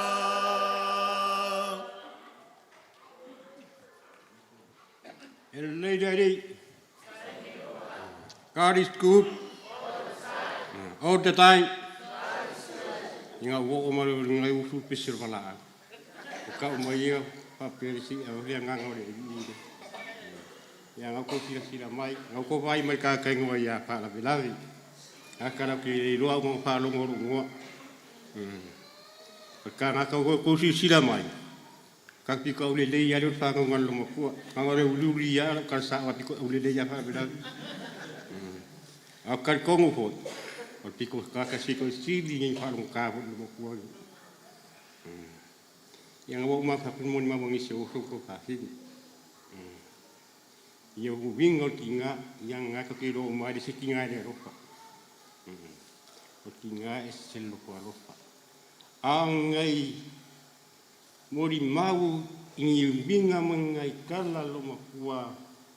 Ngia mai ke de ke uru roko. Pe au TV le pe mo ma ko pau de ko e ai. Ko ke mga kua le anu van. Yon kang mingang mama bagai mo kinga. O saung ye ni sila. Ya ya ia sa mo. O sau ba ai se uso mo ko fa. Ia winga ra kala ko skai mi nga sau o si kinga ni. E vilia. Pa me o e ami o le leia. Pa ku mana aku mama la ko ami o de anga. Mai de ia ia o winga nga kala.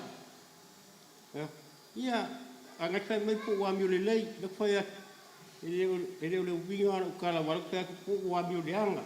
Asa mai de ia wa sui do langa. Pa ko le o langa nga la ku ro ke o la ia. Ma kala si kinga pai mai e sui do langa.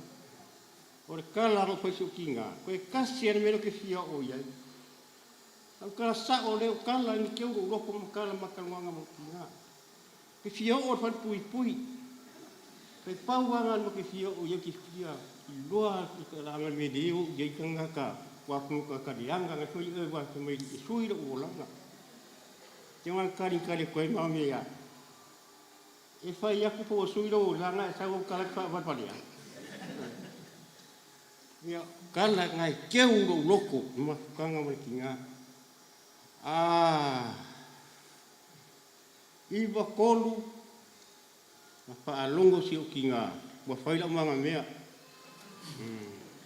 akani nga ke fia lua e soro ai ngaruenga ya na ko ke lua te ku ro wan mar e se ka piko sili ko kore ki ki mi ngol ka muka ngaruenga sa fai pa longo si o kinga wa faila manga mea kai minga ko sau da ke ro ngala mai ka mai usong ko fa finga kai min mi ka ngo ko en ko ngo ko la ko su kinga mo ke wa ke sa wo le mo ke la ko mo fa ru ko mo ya on mi anga su fingi da per pinge fa ma ngo ka usanga ngala ko su kinga anga le o la se wa fingi a ko lu nga masinga ele ko fo i mai anga o ie ma fa mai kai ni ono asi se wa finye o kala ia ku so o muri mau o me pi le ke o loko e mama kanga mo kia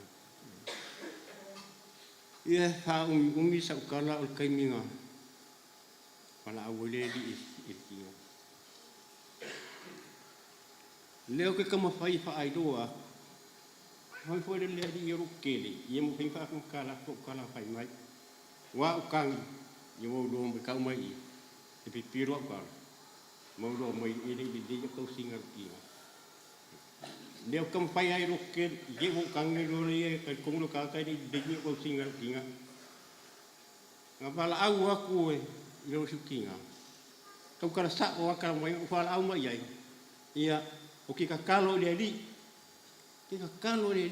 langa fa ma ro longa nga fa ma ro longa ki nga e fa umi ko ma kanga inga ai po le asi ngalo e di i ro kinga pa ke kai le di e pa se malo longa kinga anga ko ke mo le va ka mo kinga i ko ve ka ko le ko kasi e kinga mo kinga e ka i walu bala au ko mo lo si kinga ko kalanga ko fa kai le di pe pro kinga ngalo waktu dia si pesang malu lu, akar kong, makai filo imut tinggal le lang,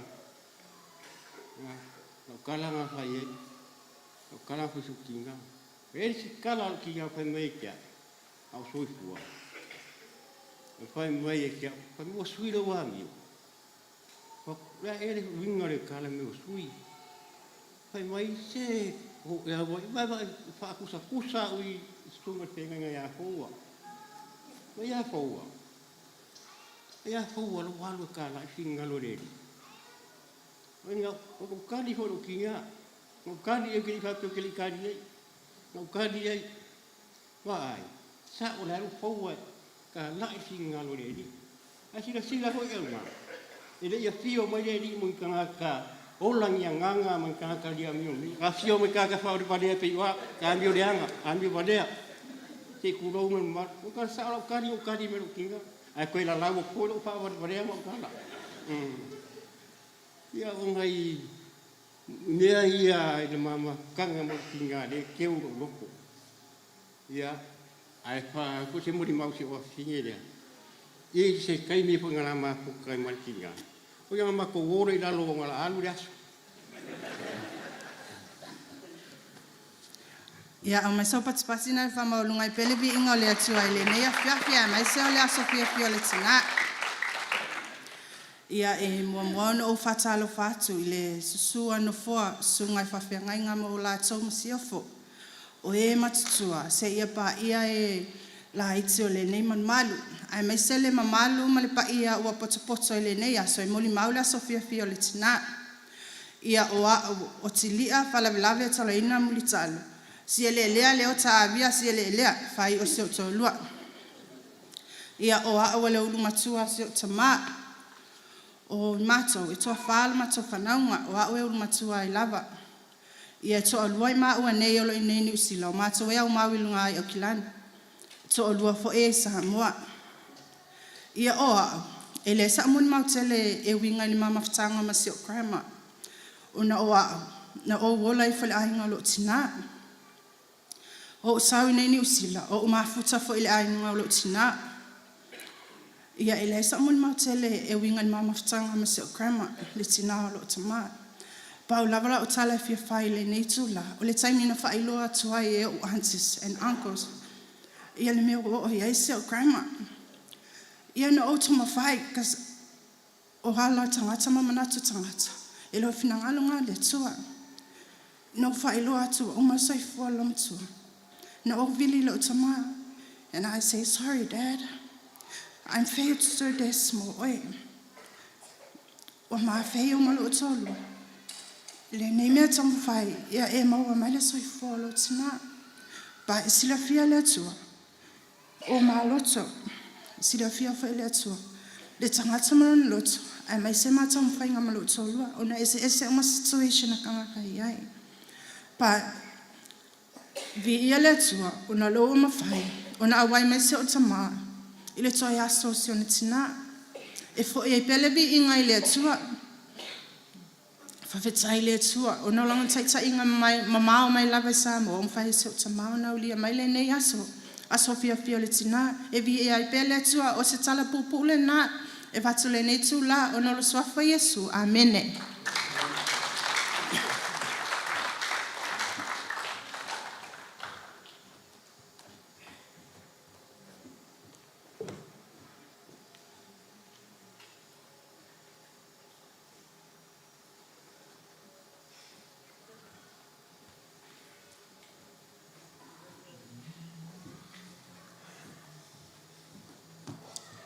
Ya mole atu fastai ma fa malo I sunga fa fengainga.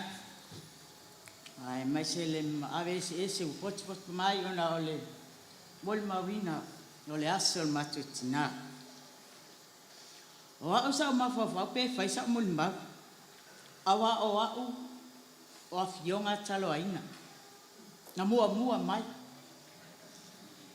Ata o tulo wa mai lo tina. O vili mai lo se fana. Ia lua mali die. Pai vave mai o mea o te fia mau atu lo tina. Dia ana o mai ai. Wai fal ma. Ta o no foi lava e tau si lo tina. Ina wa umalon so ifuma.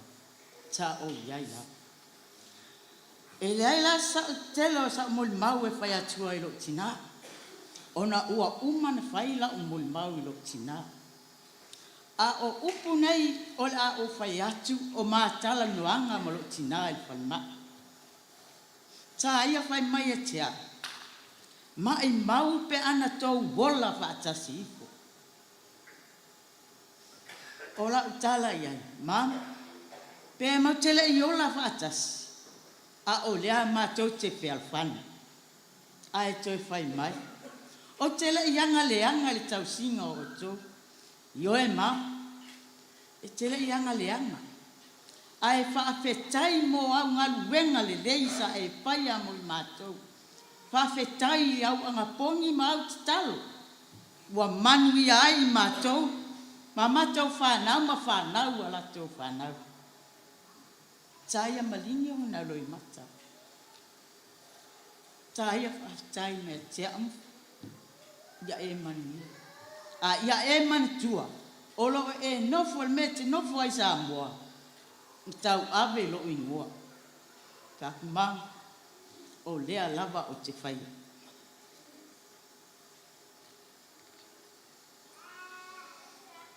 E to atasi se atama. Olo o au mau i nei New Zealand. Ma siona to lua ma se ala whanau e to to. Sa la ua tau sia fo i si o tina. Sa la whai atu e tau sa mua mam o te popole. O le ma tau singa o lau tau singa fo i na. Le ala o te whawhetai ai a te la ua. Ona o la tau singa ya mam. Ai fa uma atu la mol mau i le pese sa ia fai mai e tau pal mai. O te taranga o usu atu. Sa ia o usu. O wale ma fai na usu. Ai toi fa wau mai e na ia. Le ala o tau fai usu atu. Na o fai upetas matari. Fa pia. E mali e la valeta.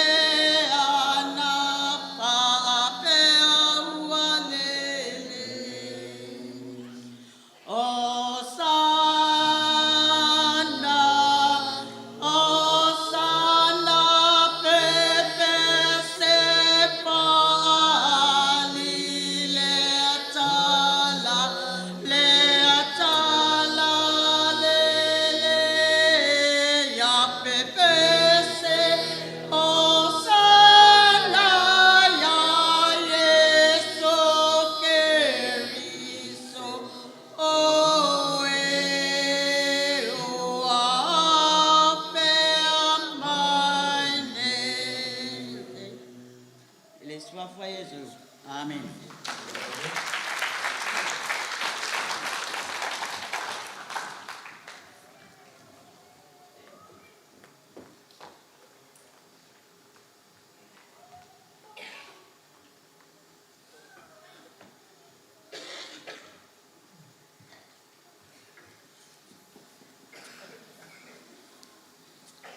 E se ngā susuru ma te whanau ni ai.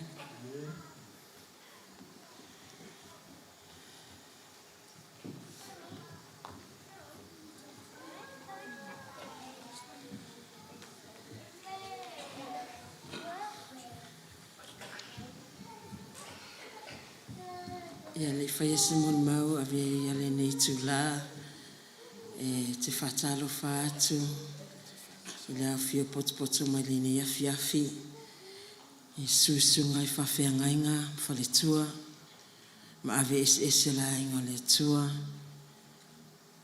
a le ngata i lea o mai e masan a ingo si o tina Fatalof alingatali ainga si utama. Fatalof fat sofaman malo Yesu Kristo tatuli mo tatu faula. Ia o lo wingoa o mafa. Ni fausi. Ia o si o lua o Penyamina. O savia si leo Penyamina ni fausi. Ia o si ona alalafanga o lalamonga. Ia itu tolu ma fanau ia ma tamatunga lia itu atas o itu tanga mai ia wa la itunga matu ma fanau ni toto fa apia o se fanau o se la tama tunga lia o la tama o Samoa ia pito tunga fo se la tama o le tina o la tama ia o le great grandfather o le tonga ia pa fuanga na le tau ave ata mai tia le tutonga la tama ia ai le ngata ile ia wa tala tfuenga foni se fana o tonga ia o mela mato ai ngo fa tonga ia o mela le ia ai le fa sa mon ma ia le amo mua ti mon ma o fana mon ia tele la fa fonga ia la mata malun matua ia le mulma ia o le matua tavita so i foi le lona lua o foa ia le wi o salote ia ma se mata matunga le o mana ia fa mania tele le tola fa fonga ia le tua i mon fa felo ia tu pa ia le fenga le no tofia le tua mo fa le tua sunga i o tofia le kali fia ia tatu la putonga le nea fiafi ia ona to tele mato e pu lava se moli mau fai le nea fiafi ia pa wale me te fiafa taisi o mato tina ia ona onga ia te mato le fa nau salu tawina ia mato wola au na ile tua lo lava me sa tala no e mafau fau tu me mato tina ia mato le me mo e yeso wa nga tonu ngalu nga le tua le me lona lu ia to fia lu fani.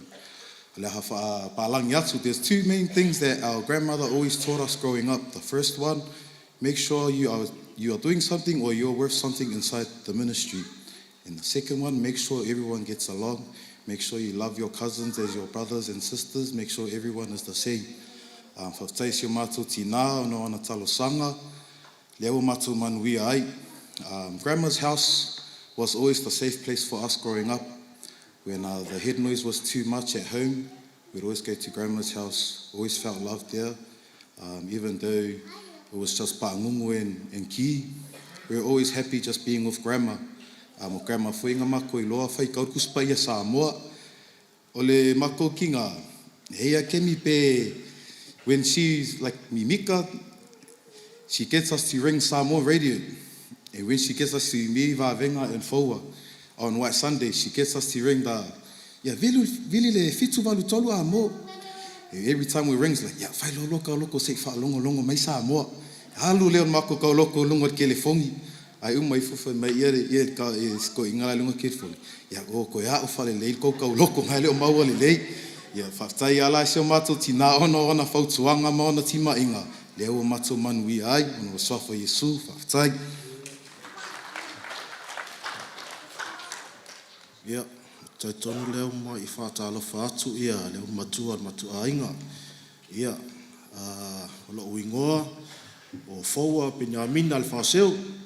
Ia, mua tau tangtanga I mai le ata tu mato tina. Ia, maniso whanau leo tutula I mai nua. Ia, o nātou te iloai. Ia, o au e so o le au le lei mato tina.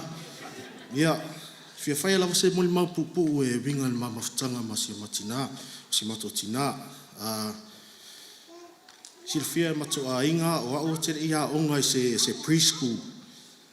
Pero me te tau wai ni New Zealand. O au te ia onga se preschool. Ia so umata ia umai momoli a ue matua I le whalea te mato tina matua.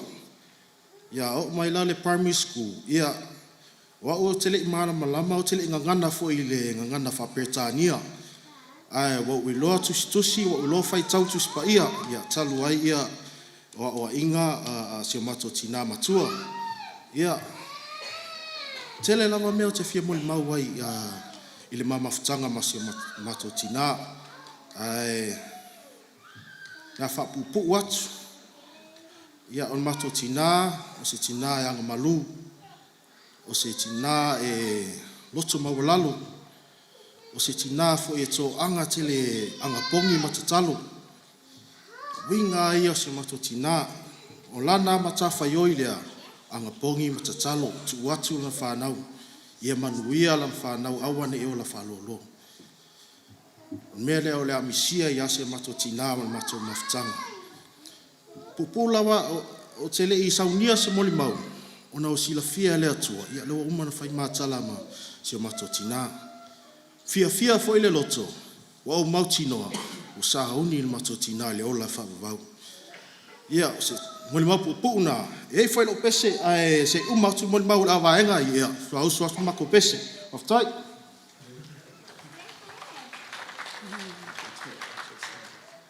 Ftai lava mbele avanoa.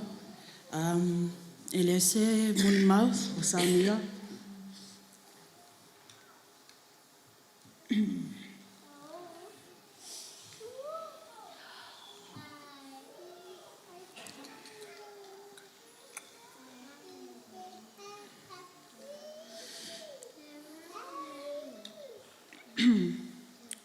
Grandma?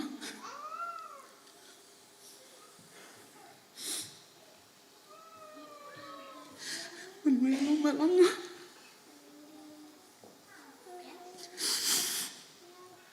Ele ngalo oi grandma.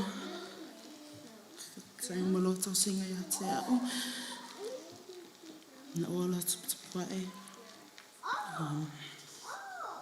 Yeah, love you grandma.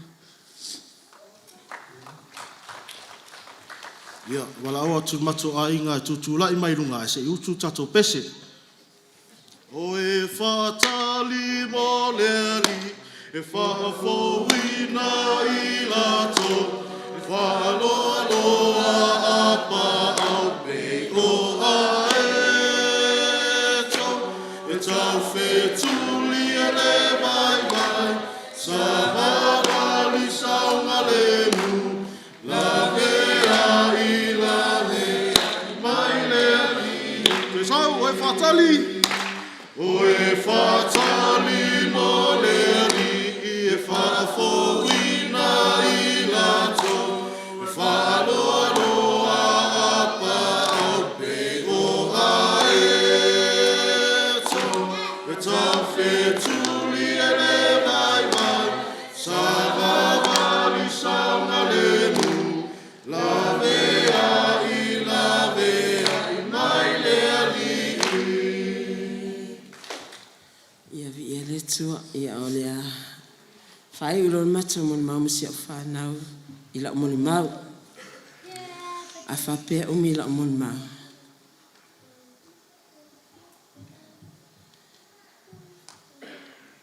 Sanga umi.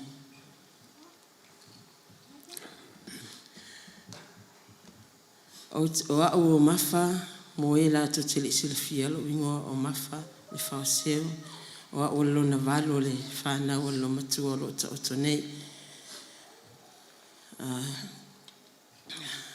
O si o tina, te le lawan mea o ngana o maua mai a te ia. O yo se tina loto maulalo. O yo se tina loto lofa. O yo se tina te talo. Se tina ana pongi. O se tina tali tinga.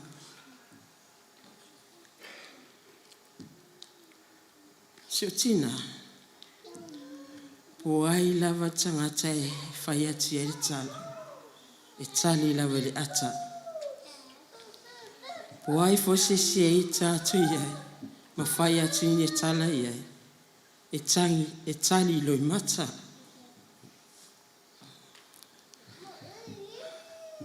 A tonu o sila fia uma fo ele matanga luenga pole pulenga fo ine Wellington. Ia pe o matanga luenga pe fai fonfonitanga matanga luenga e mata o malanga e maawe se o matutina. A tu ua le loto e mau te fiwa e whaatali se o matutina ai whaasolo lava le whaawhelua e sio mātou tina. A mata mai ai whaawhengai ngā alu atu ai lava po ai tangata le masani e o iai whaawhelua e sio mātou tina. Ai le ngata le ngata ni whaawhelua ai lolo umai lalo le uro na tangata whai e san wha maalusi. Ona winga na ele mwhai na ngalo. O se mātou tina foi e tau ngapa lava ilana ato o maila o ato. Po o whea lava me alu iai a maila o ato. O le matali, o le hal meo te tonu lau ato te nau iai. A maila o ato. A tanga se su e ato. O tato umai whewa i tasi tusipa ia. Alo tina e tolu tusipa ia tonu le ato. Tolu tusipa ia, tasi pese taiti, tasi pese tonga, tasi pese assembly. O le mea le whea lua imani ela na ato.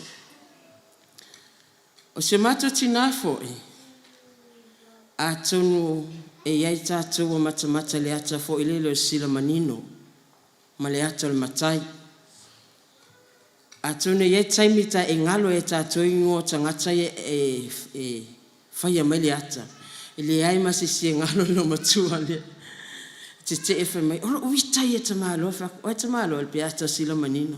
O e tamalo, o e tamalo mai. Kio ingala lo e ngoka. E kea mai, vai la sa o kia la le mau mai o koe lau. Le ai ma se mea ngalo lo matua lea. E o le ata le matai e loa uma lo matua lea. E fia ia o ia e matamata i ata sa moa. Taimi nei, ai le imaliu se matatina. Fia ia e matamata i ata fo ia le au fai fatu a ngā saina. A ma matamata la masio tina, te lo taini. Fe mai. Te mana tua lava mamia mangaluenga whai masi o tō tama whai atu. O ai, langa tō o lua matu tama. Tama mua po tamalo na lua. Mai tama mua. Whai atu le ale mena whai, shi mai. O mamia le whai masi o tama, o masi o tō tama. O le whai e whatu anga pensau noa ai siona tua ngane. Whai le laf povi, whai laf mua, whai le laf pua. Whai le whatoanga, te tōtalo, ai sea.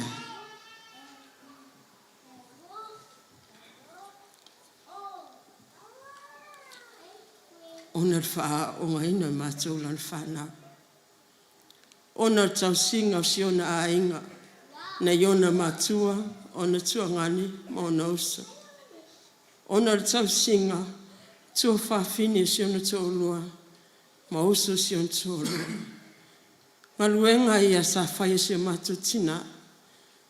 O ia o se tina ngalue. O mea ia na o ina masi o tina. O ia o se tina ngalue. O ia se tina te talo. O ia se tina tali tinga. Pia na sau noa ia fatua ia tai au. Aso ono o ke topa na alua yo ia whalma. Tele ia wha ilo e peona masani e fō mai e ilo ai le tangata to e lua aso maliu. Na o umai mea umasi o mātou tina ai halimena iai. Na wha umi lona soifua le tua. Ai ona le tala na mātou tina sa whai mai. O te alofa tele se whanau. Tele manao. E polonga i lātou. Sa iele aso ele i alua tu whanmai. Sa whaapea, sa manofunofu wa e taimi ale aise e aise o matina ona onofo le ngaluenga. E tele na misi o ngaluenga ona si o matutina. Whamai lantala.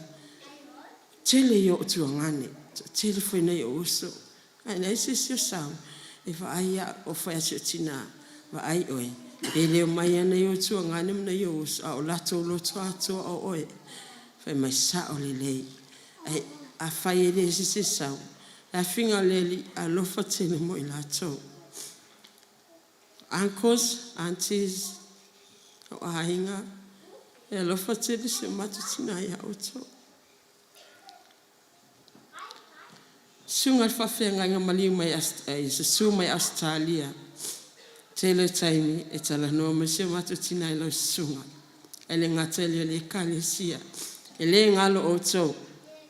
I lana te talo. O le isi mea le o mana tu si o tina. Whai mai sawa ki ma ta ata lea. Ia ka lea ka iti. A ki me le haka. Me ki fo le ka la usainga. Whai kule le wha sainga oi. Mai le ai e te mata i whai whatoanga le whatoanga la usainga. O isi taimi, o te alu atu, e ola TV a le whai tau tuspa ia. O whai atu whawhenga e mai kawa ia ngai te mata e ngai te whaalunga o whai tau lo tuspa ia ngai te mata mai e mata o mata. O e whaalunga o talinga i le kiwi a le whai tau lo tuspa whak. Se whai kaunga mala pesa e whai tau me sa o le leia lo matua. O le isi mea alo whanai lo matutina e maliu lava se matutina o le lei lava lan whai tau tuspa ia e le wha o ngā ina se matatio ata. Mea alo wha umana na tu e le tu se matutina. Wha manu ia ina ai o matu o nganga. Wha whetai tele o lo nganga wha whetai se matutina. Iai le aso sa alu atu e se o to lua watu lana mea tau sami. Ai whai mai le tala se o tina. Whawhetai tele sa vea. Ua malie lo loto. Whetai mea uma. O a mea tele iloa. Ia whaatumo i le tua. A tono le mea na. Le mawhai eina ngalo se mato a inga le ne tina. E le ngatelia. O i mato uma lana whanau. O uma na whaamanuia taito tasia i mato uma ma mato whanau. E le ngatelia. O na iona tua ngane mna iona uso. Ala tu whanau. E lo whatele se mato tina ia oto. Ma latu taito lua. Ai masolo na ainga. Ma mato ainga fo se mato tamaya. Lo whatele se mato tina ia te oto. Tau nei whamanuia tele le tua na sua wha Yesu. Amen.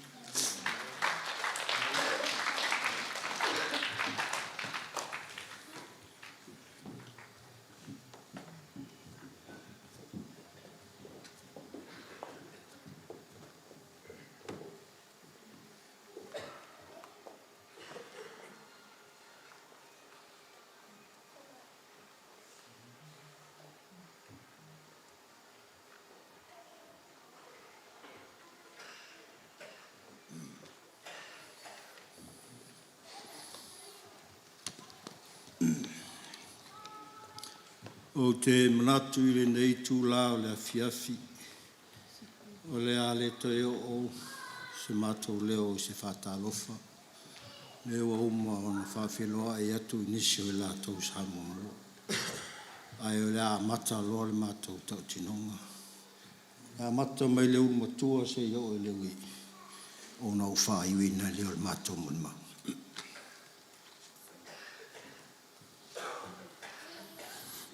Ele le tua.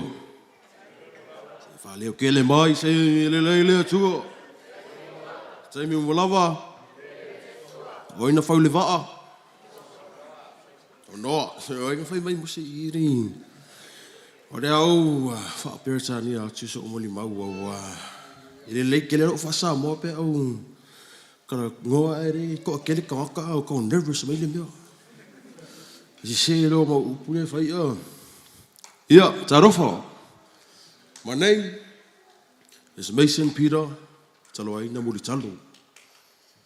I'm the eldest son of Tencent, Money Man Tangaloa, Taloaina Muritalo.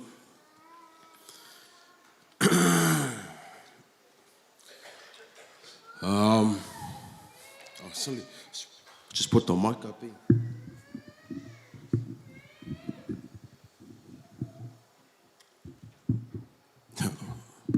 That's better. My relationship with Grandma, I would always hold close to my heart. Just growing up. Growing up, it was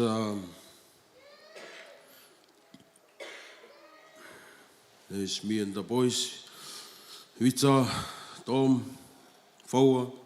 We'd always go to Grandma's house. Our parents would always leave us there and get kawhao, ratchet guys. But I still love you, Dad.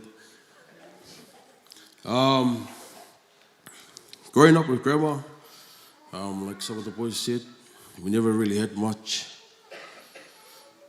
But Grandma's love and the way that she cared for us, it made it feel like we had everything. And yeah, just want to share one thing, keep it short. Don't want to take too much of your time, but one special memory with Grandma is when I decided I wanted to leave church for my own reasons. And I remember my dad telling me that I had to come back and go to church. And I felt like it was a lot of pressure, so I went to my grandma because I always go to her for everything because she was the only one that I felt like I could talk to and just be myself to. And I told Grandma, I'm not going to church. And my dad's telling me to come, what should I do? And my grandma told me, just do what gives you peace. But always remember to put God first. And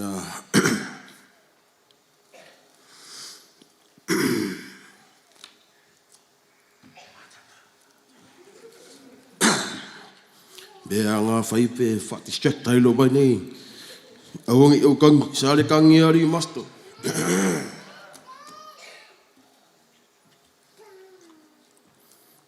O ki whai haku sol matango whiri nei pulela. Anyways, I miss you, Grandma.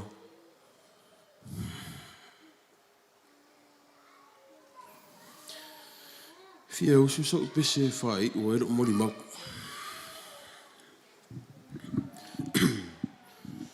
Lo utina, ia ngakaro e ngaro pese o ngalo. Love you, Grandma. Start.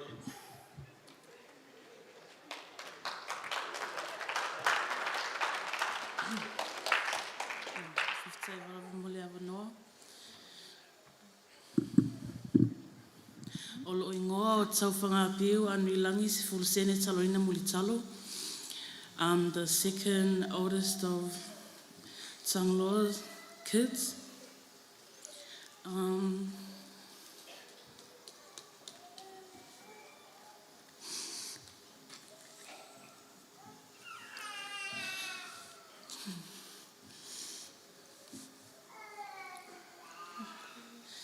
E te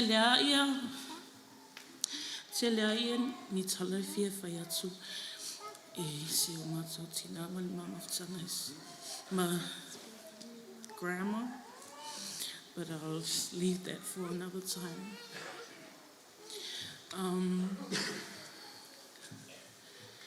Grandma, I miss you.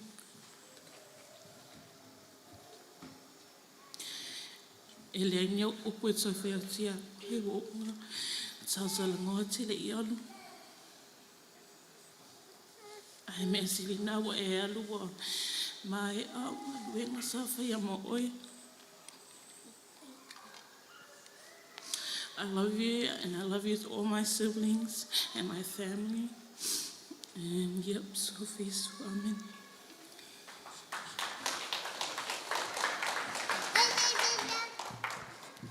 Hello, my name is Mafa Christina Sefu Sene Taloina Mulitalo, named after my dad's oldest sister and third oldest in the family. I don't have much to say. All I want to say is thank you to my grandma for everything she has done for us in our lives, and most importantly, my dad. My dad is who he is today because of my grandma. Most humble man, most selfless person as well. Yeah, Grandma, we miss you.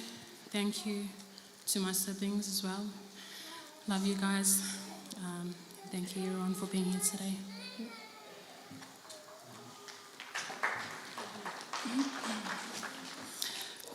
Talofa lava everyone. My name is Malefu Amai Taloina Mulitalo. I am Tangaloa's youngest daughter. I'm not going to say much because I already said all I needed to when she was alive. But thank you, Grandma, for everything. te lava mo me unga nei whai mo mātou le whānau. O alo whaanga mo e grandma, manui alo malanga.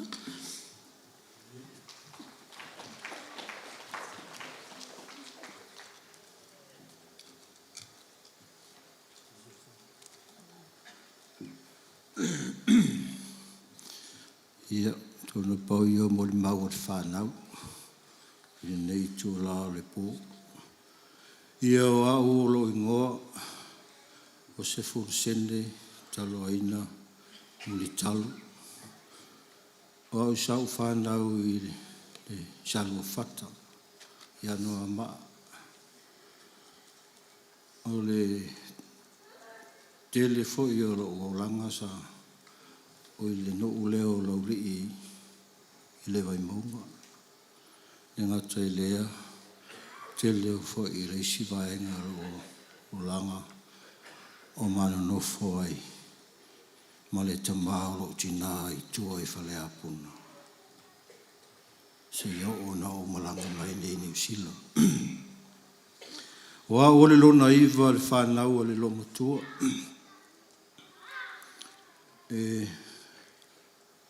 O au o le pele, wha pele pele, ma nisi pele atu o le lomatua. O le whamaunianga o lau tala i neia fiafi. Whato atu ua le sasa lo utina i ate au. Ua whai lo tōlua ma lau whanau. Ai, amata sa o moli mau, o mama futa i ma si o tina i Samoa o te li malanga mai New Zealand. Tele me o te fia moli mau ai, ni mama futanga ma lo tina leanga o le pele fa pele pele le lo matua. Mato tupu tupu a e Samoa. Tele ni mea sau, ma whewa e ma lo tina. I utai le vau, tai le sami, so se mea. E tau ma whai alo tina e avi e iau.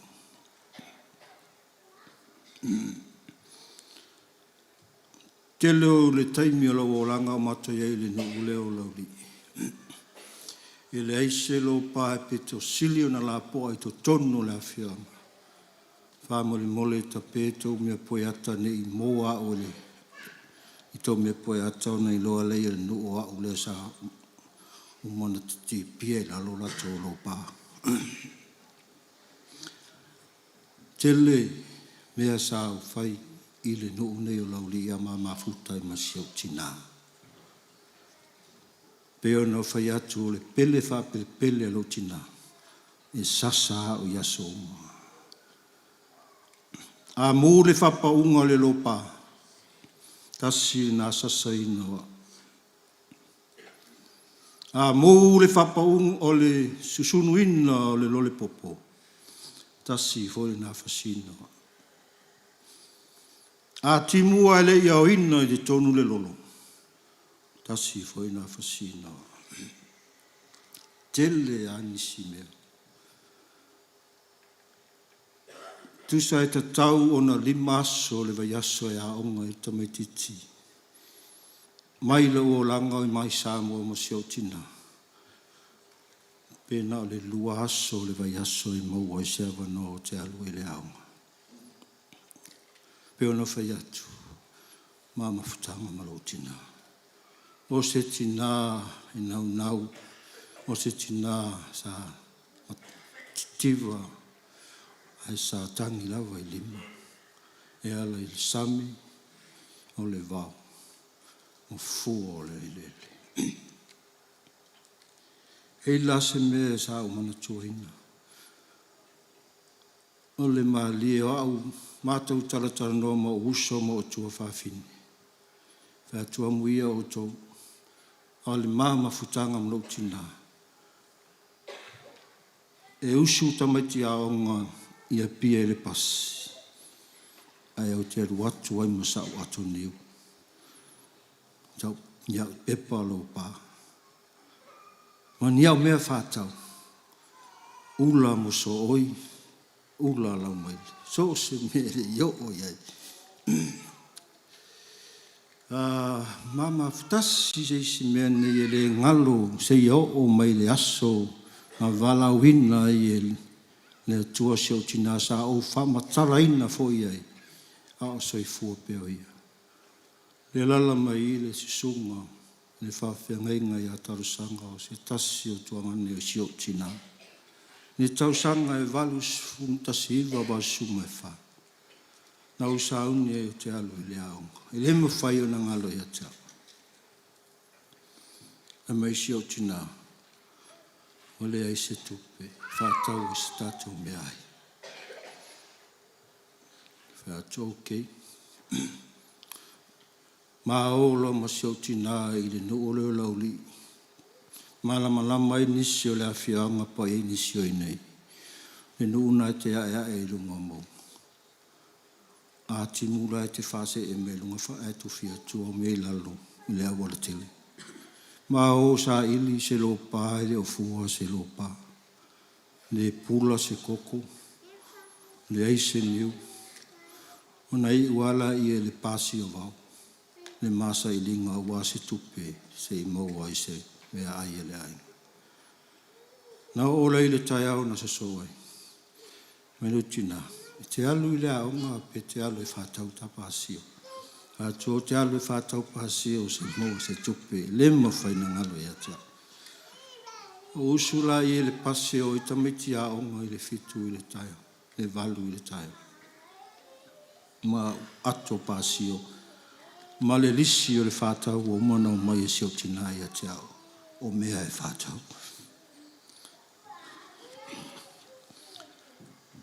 Wa matau na pongi pongi wa lata fo i taimi o pasi muli muli e toi fo i fo ai le no. Le eise pasi o tau lia. Le ei fo i se tupe o te toi pasi se ai le fale. O nta whea lua lua i solo le mo mafau fau pe whawe whea ona o toi fo i mai lauri. Ai se furu seni e pasi se na wai tai.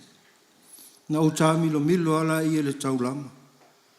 O te muso e eisi se tangata wai le isi e tasi o te masani e le taula. Ai o mana tua le tuangane o si o tina. O ave taxi i le fau oi. O sa vali mai aina. Te le loa po mana tua le tuangane o si o tina. O whea atu. O au e toi fia foi. Pepa pasio le tauli e le iso pasis. Tano le tuangane o si o tina. Au mai le lua se furuseni o te pase se. A teimina e te savali me no rapu e pasi le fau e sau e le lauli. O whawhitai ele. Pase se mai lo si o mātou no. I le pasi muli ele no. Po le hafi au. Sau lei whaatali atu si o tina. Mai. Tau lia ta pepa pasi o. Stato mea i wheatu. Tina. Ne ai ma se mea na taulia. Pai mei si au tina. Ok. Ia saula te ai ta pasio. Ia na toi whairei an mato mea ai i pepa pasio. Le ngalo ia tea. Ngalu e ngal ni tina. O te whamatala pea i o uso. Ma o tua whawhini. Ngalu e ngal ni lo matu. Ina ia manu i ai. Lana whanau. O au o le tamai titi pito sili ana milionea o le whanau o le lomutua. E lei foi se tā vale pito sili o na taunga tā i New Zealand i o peire tā vale le whelua i ei le tamo le lomutua. Le pele e whapele pele. Ngā luenga ia e mana tua pia. Ale nei lomutua. Pei o na tā ua se tasi o tō whawhini. Mātou te tala le mātou tina, mai mau pea na mātou tupu whatas. O le wingo lana whamatalanga. E nisi au tua whawhine na tau muli muli ngā whea au man ngā luenga le atua. O uso siau tama na whawhai lele siau tina i le upenga. Malana whatoanga. Tau mawhaina manuia i latu au. Ma vea i la tō nisi na tala i hina le whina ngalo le tō. O nisi sa ta ape solo pe no whai atu stai mi o whan. Sa manu nofo I whale hapuna. O le ta maha si o tina. I le maota I vai niu I whale hapuna. Neise me o te le malam lama I tono nu whale hapuna.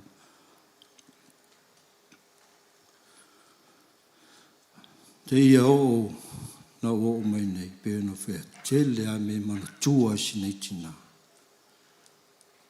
Lea na tāua se tasi o uso o lona I ngō whalawe lawe. Se tasi neo tangata e pito sili o na whalawe lawe. O le winga rona I noe whalawe lawe I to tonu o mato ainga. O mea nai reina whai ngoa I a whalawe lawe. So se mea e whai mato ainga e whalawe lawe lawe ia. So se mea foi tau ma whai le lei tonu o mato ainga e whalawe lawe lawe o ia. Se iau o ana o vili atuai, tā pena lo malanga, o mai si o tātou tina. Ai whaalawe lawe mai fo, o le whaalawe lawe, e iai au mea whawhanga, e iai au mea to, o le whaalawe lawe mea nea wheatu, o le winga nono ngengo, so se mea wheatu whemai, o le whaalawe lawe, o le whaalawe lawe, e musu e sau, o na lei I mea le whaalawe lawe. Ai whatoa umaa, le mali o se tasi o uso lo tama, o whai atu. Ma langa I fo ia pia, a vae uma ni fua rau whatoanga. Ma mori I fo. Ai whai mai, le ai ma se mea. Le ai ma se mea ia. Ai o vili atu e sau le mai o si o tina, ai whai mai, o lau whatoanga, o au mea whawhanga. A lea sa whai atu e vae se mea ni matoa inga mai le ai ma se mea. O le winga na o lo na ingoa. E whaalawe lawe a o ia I mea whaale tonu. Wha pupu se whamatalanga se inda o mai I le aso na wala aua I le tua si o tina. Peo na tāua se tasi o tua whawhine. Una nei tina mātou o le lotu. Se ilonga e so o matangata o le au lotu. Sunga I whawheinga. So se si whama vai whato alu le whai. E o I au auna le tua le isi, se au auna e le si le fia nei tina. Malanga mai si au tina, sa I Australia le ui ir nei ai. No tō whine lai titi. Whamai le tala si au tina I atea. Tasi al vai aso te sawai. O toi fo I Australia, vatu aisea. E pele I te au, le kalesia I Australia. Le suma I whawhenga inga malanga mai Australia. O mono o whai loa iai le so. Wheatu talofa. Le tau le whao moe si o mātou tina. Uma le vai aso, o vai wasui lo tina. O le fia. Ona wa le whātau nuina ni mea sanga na o toi fo I Australia. Se iau lava ina whātau tolia I le whalema. Wheatu siau tina. Wai mai. Uman mātara no matene revalele. Le ma whaia nei toi malanga I Australia. Whemeila na tala I atea. Whai aua le fia popoto. A whai le mawhai na walu le valele, o te alu le tāwale. Wea tu ele o se tāwale Australia, mai. A le o se tāwale Australia, o te alu le waafi. O winga I sio tina le whangaru.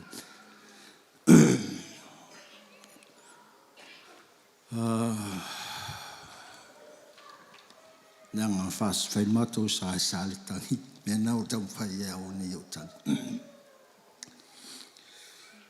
Na tāua nisi o whanau, o se tina e fia tele le atua, o se tina e whamaoni I ana angapo. E moni ma whamaoni, ma langa si o tina e le I tatala ina lana angapo. Ina ua I si o tina al whanmai. Taimi muli a sa ia Pili me sio tō lua sa wa sa whai mato leo ngā sifi le ao ma le pō. Pō le asala le sa sifi sio tō lua. Mo sa lo e taimi funi muli le sa tue. Ai pe tau talia e sio mato tina se me ai. Pili me sio tō lua whai le lo matua te alu e whai meisana me ai meisana ia. Ia nana wa lea watu lea le asana soi.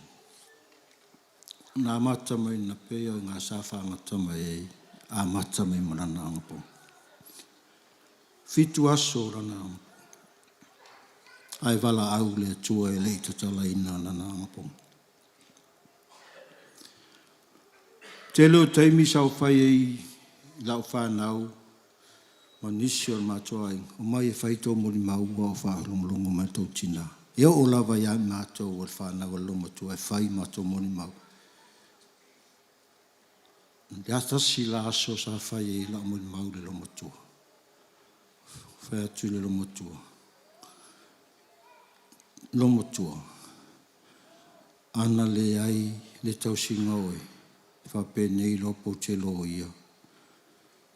Po te pale mia. Aisa, mele lo matua aisa. Whātu. O le tele o taimi lo olanga. Sao le alu i sao. Ona o le tau singa oe. Mei lo matua. Sao le leo. Sao le lo matua nei New Zealand. O maa ua a umalewi. E pele le lo matua le. Sa iei lo na whanau na unga i a maa mai New Zealand. Nei uan tau no urona manau. Whātu i tau tina la me nei manau te sau. Au te le fia sau New Zealand te fia nofa au i Samoa. Whai mai. E mai le tala alo tama. Se mea o te alu iai. E ta tau fwoi o na lua iai. Mana onga ngartina. Peon mea nasa iai. Mea o te fia ai iai. Te lua fia ai iai. Tala moni ma le whamao ni. Mori mawai nei tina. Te lea nanga luenga le lei. E moli mawina e nisio nei au fia. Ai tā rofa si au tina. O te tina. E tele iai tala whai e tangata. E amusia fo i e nisi e tangata. E anga langona i au talinga le tele o taimi au mama futaima si au tina. Tala whatau emu o tangata ia te ia. Ai tali lava i le ata male fia fia. O se tina e sili o na lofa i o na uso ma o na tuangani. Se iau o a i le taimi muli muli. E le misi ai le sisunga le whawhianga i ngai atau whanti. O na awa ai mai le loma tua wa latu si o na tuangani. Pei o se mea fia fia. E latu rosi o na tuangane, whai e lolo matua, whai sau tatalo, usu sau pese. Ona winga i e whai sau tuangane, se iau o ana malawi e le tu. Umi sau mori mau o na tele meo te fia mori mau o e sio tina. Ma o le taimi muli muli foi nei o te toi mori mau o e sio tina. Ai le i wala au le tua sio tina. O le pō le a sa mātou no nofo ai. Mo a rau whanau. Ma whanau o uso mo o tua whawhini. I lona pō muri muri. Whe meita meiti. Alu le whale e moe. Na o mātou le i whatu le ai. Ma salo se pō muri muri le mati toi mo moe whatasi ai mo sio tina. Na mamo moe mo sio tina. O ina lona lima. Peo na whai atu. O loo whaila na angapong. E whai ala mo te ino lue lue le lima lo matua. Ina ua malama le taia o wildlife. O loo mana wana na sio tina. E le i wala o ina le atua. Whai atu. Tina, tai hau le sau i whaalave lave. Le li i le whaalave lave tatu ai. Ina no vai e le suinga o sio tina. Mai le fitu le tai au. Whātu le i lau whānau, ma whānau o tō wha. Mo usu. Mai e o e whātau mai se tātou breakfast. Awha le fitu. Tā le walu. Kuata le walu. La e te nofo ma tātā lau pese. Ma usu lau pese. Te i le whamai si o tō whine lai titi. Wa matana wala le manawa si o tātou tina.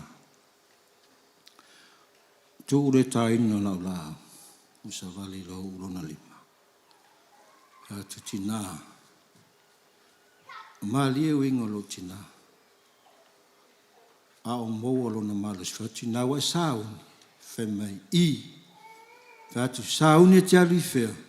Mi sauni o te alu le fali. Ma peo me le sauni alu lang. Me o te sauni o te alu le fali. Mali. Peo na whai atu lona taimi muli muli. Wale ruti o na tinga. Atu tina. O alofa atu. O mato alofa atu i ate. Leo fitu aso lau ana po.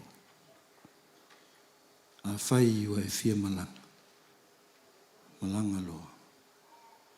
E o matu lau tala le si o tina. Ai malingi o na loi mata. E iu por pese sa mato fauina e sa mato pokala me whapea. O loi mata o le ngangana.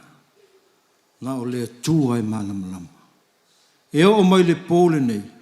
O te le i malamalama lava po le hale winga o loi mata o sioktina. Na umalona malingi o na loi mata. Tolo a malana manafu. Alu lo malana whainga malanga. Whawhitai nei tina. Whawhitai le atua. Ona se tina nei whua ime. O mātou maua ai. Mātou ai manuia o leo langa nei. Ai sili ai manuia whale nganga. Ona au o ngā mau. Nia te i mātou. Whawhitai tele le atua. Ona o se awa noa. Na ia mai ai sio mātou tina. O mātou ola fie nei lana. Whamanuia tele le atua le tapu inga nei aso. Tadi tonu. O ia au le li whaola sio tātou tina nei aso. Whamanuia tele le atua tātou ainga nei aso. Ono le suafo Yesu. Amen.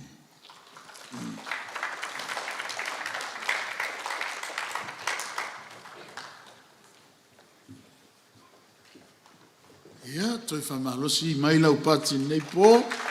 Malo lava lo sai, malo le whātotoa. Ia, lo whanga solo leo tu titi au ma pe toi lua. Ia pe toi tolua tātou mori mau. Ia ono le poe le toi maua tātou lava on sai. Mai ma lava pale. Ia ono le malanga le toi foi mai.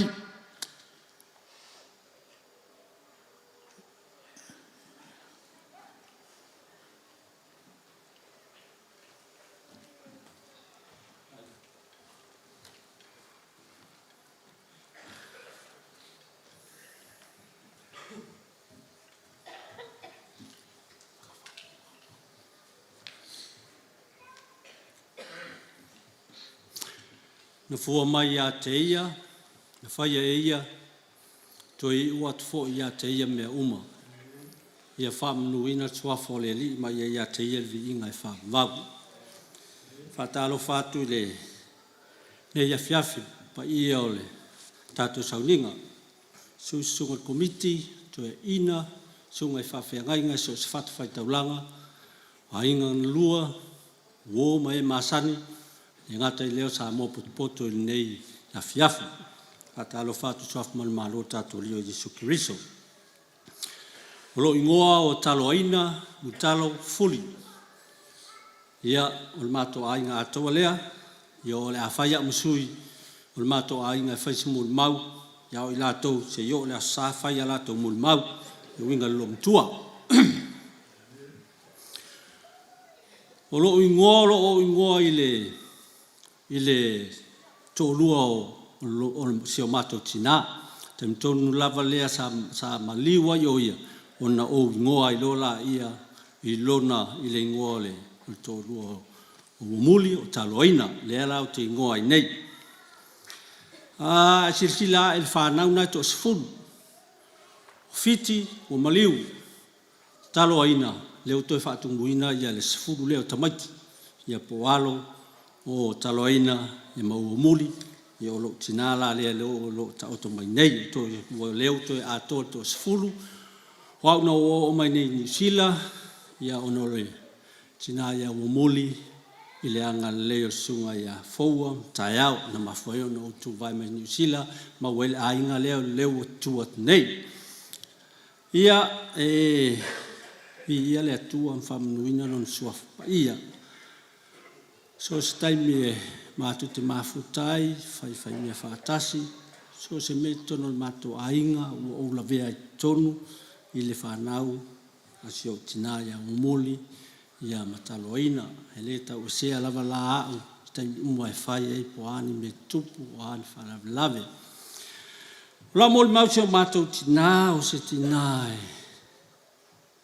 Tau sa afia o na winga. Se tina fa sa o vai ai pe mon maunisi. Ang na pongi, tatalo i tai uma o lan tu spaia o lan me ailea. Yaso uma.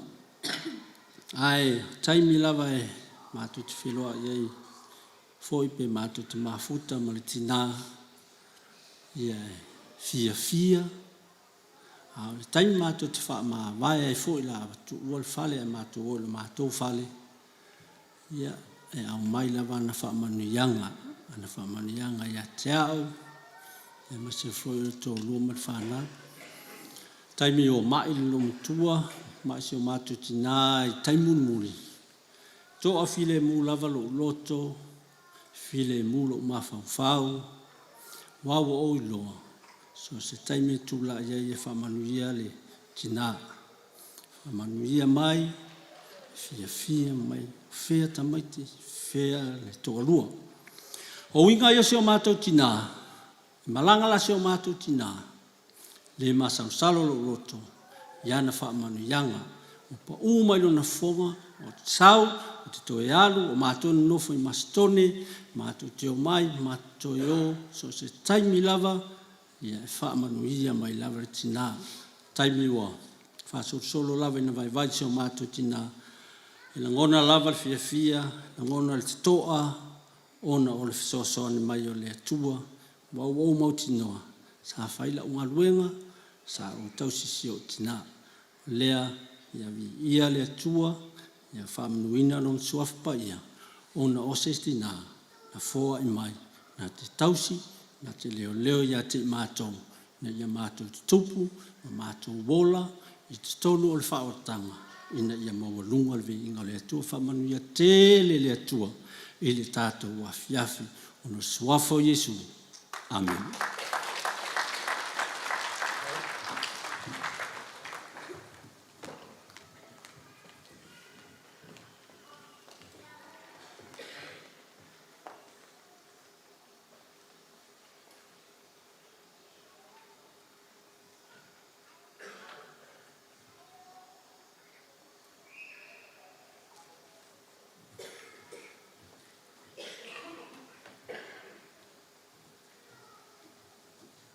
Yeah, praise the Lord. Ia ona ua te loa vela foi le whala. Whaisina umi ai o te loa le na foi wa uma o na whawhiloa. Ia tuni se lo mātou ainga i au na le tua, le ngatai lea o le mamalo si o tātou ainga. I o tō pa ia mo tō malu ia. Ai le nei tai le lea fia e whapitoa lava lau whawhiloa i se o tō maa whaleanganga. Fia lava lo loto mātou mafuta i le nei afiafi. E moli mawina le asosio tina. E le whai atula hasa o moli mau ia e mua montu atu whanau o e toa whanau le i nei. Mātou te leo mafuta i mles toa lima e le ngatai leo si o toa lua. O nao ngaluenga ia matutuangia le whanau, ai tu atu le whanau o na whai wale ia tia. Tai mula apanoa, o ro ingoa o Matthew whaalawe lo inga roli. Kurau aku, turau atu ere umiso morimau. Paua, uma, tala whai atu ia grandma I tai mironga, nanga o lai. Paua armea kukoe, tutoe. Ro whawhitai atu ia grandma, moranga aro whaanga maranga puipuina mātou whanau. I le tamiranga mātou whātasia I o Australia.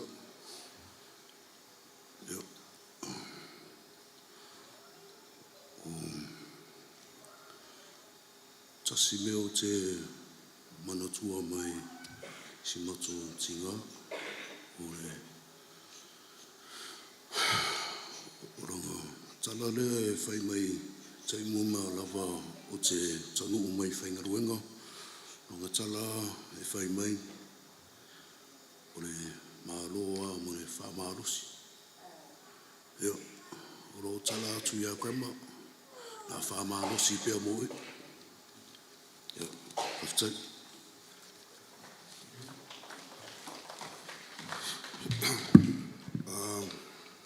Luingo or Mark Luingo Lee, second oldest. I'm going to speak English because whenever Grandma tried to teach me how to read the Psalm Bible, I'd just read it real quick so she wouldn't know that I wasn't actually reading it and just watch wrestling after. So, one thing about my grandma that I remember is her humility. She was very humble about everything she did. And looking around the room, I could see how loved and cared she was. And if anything, I just want to say that I love and I miss you. And Manuelo Malanga, thank you. Whaftai malawa noa, o lo ungoa o Victoria e Maloenga Li'i, o aule, I am the eldest daughter of Tilia and Lloyd Ngarua Li'i. Ele sa ungia sa umori mau, but I just wanted to say a few words about Grandma. We moved to Australia and I was only 5. And I never liked it when I moved to Australia. I always said New Zealand was my home because my family was here.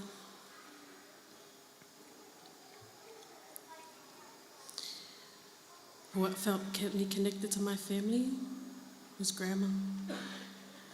Grandma always came to visit us in New Zealand. She played a big part in us growing up. Even though she was always in New Zealand, she always made sure she came to Australia and she raised us. Every time Grandma left to come back to New Zealand, it was really hard. I was very close to my grandma, so it was very hard for me seeing her leave all the time. But every time she left, she would always tell me, "I'll keep body, you'll Grandma left after my wedding, and she told me she was going to come back. This time's a bit different. She didn't make it back. But it's all right, because then I had the chance to come and bring my son to see Grandma, be with my family again. Grandma was very big on family. Family was everything to her, and that's one thing I've taken from Grandma. I never take my family for granted. I just want to say I love you, Grandma. I'm going to miss you. And thank you for everything you've done. If time have enough.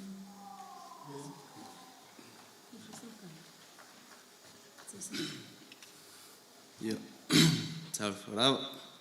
O lo ngai ia whamanua atu ia Iova o mea mu foi tonu i tau ia whamanui lon sofa paia e mua lava na whafoi rive inga ma le whaftai tau tamalang ia le nei maftanga o tatou pocho mai lalo le nei man paia ia e le umis maftanga ma le tina nei o au le whaia wārea inga sia tina nei ma le sia u toa lua rea o toria ia fia whaisi mori mau i le maftanga foi ma le lo matua i le taimi i Australia le nei lo matua so se taimi lavo o te alatu ai le whale a sia tōru a vak sia tōru sia ulaku i lunga e asile lo makua ke laku o le aka lea nga makamaka ai o koe laku voisisi aso o le makamaka rak sa morea o vak ia tōru tōru Heri e sisi aka e ki mo le lomo kua, o le aka le makamaka, o ngai makamaka.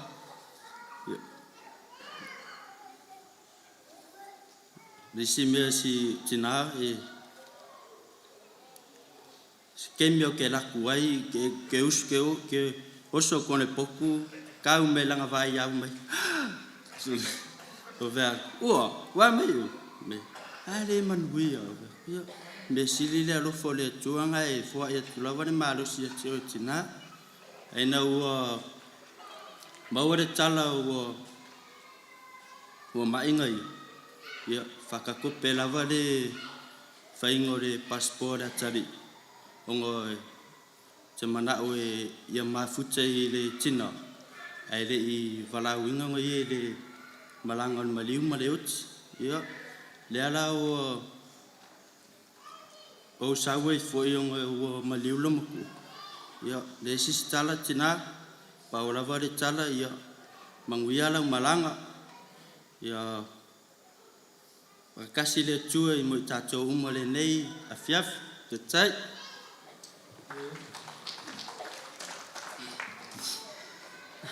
ia o le nawa uma ona tala tueni serfanau ni se moli mau ni tala mani yo la tau momoonga alo fai se la tau tina e fai ai la tau masui o ni se fanau o le mfai na ai mai i le nei aso moli tina ia ele amataina se moli mau mam o lo moli mau ia alo faanga o si o tolua se o tama fa pelpele ia mauta sawa lii loi male whanau ia te oe. E lava ina la tau le whatasi mai le nei tu la a e mea sili sa e wheloai ma e whamanuia ia te i la tau a e le i halula malanga.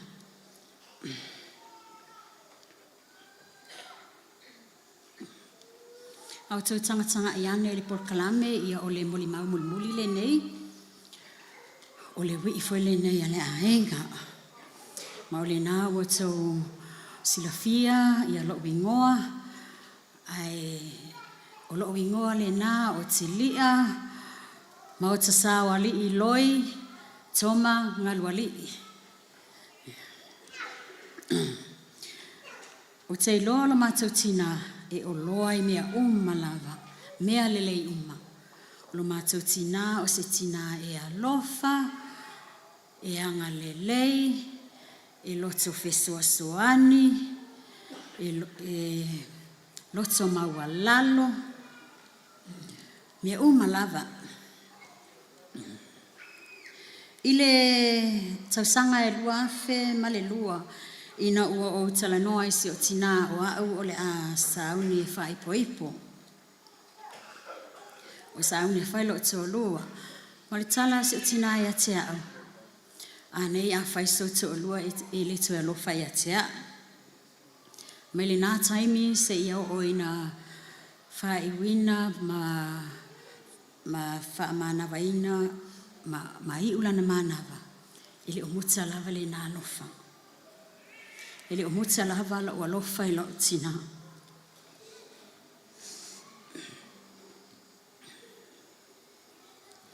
I le tausanga e lua fe se fultasi. Mātou sauni ai na iai ni nauna tainga mani manaonga e fia malangati Australia o na o le lumana i o whanau.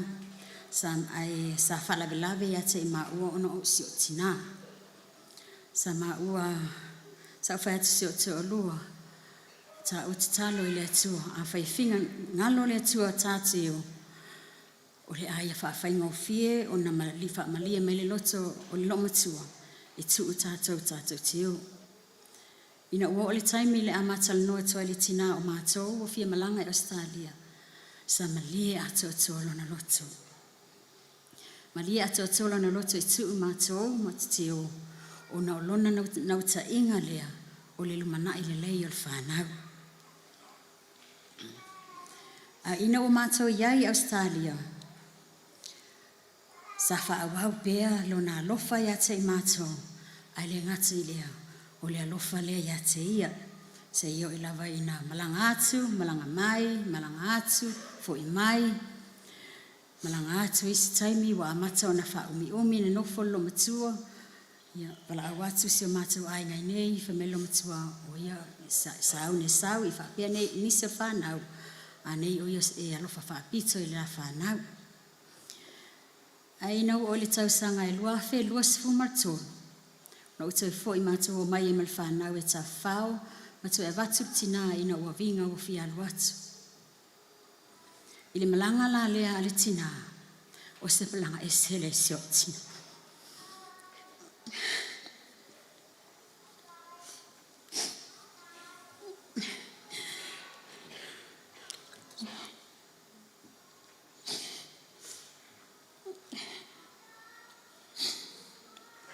Ina wan watu se o tina.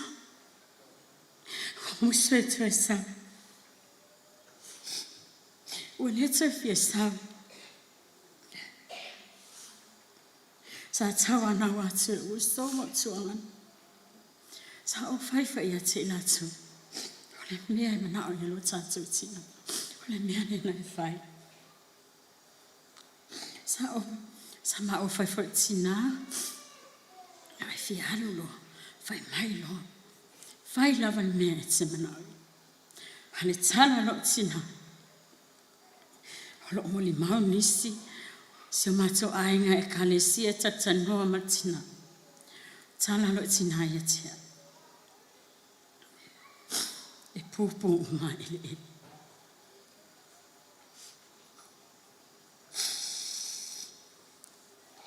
O ia foi. Umana na ola yuli. Ina o te tasi vai aso, ai o sawe e batulo tina. Pe o ne moli mausi e tasi o tuanga. Ina o te vile e tulo usi, te sawe aso.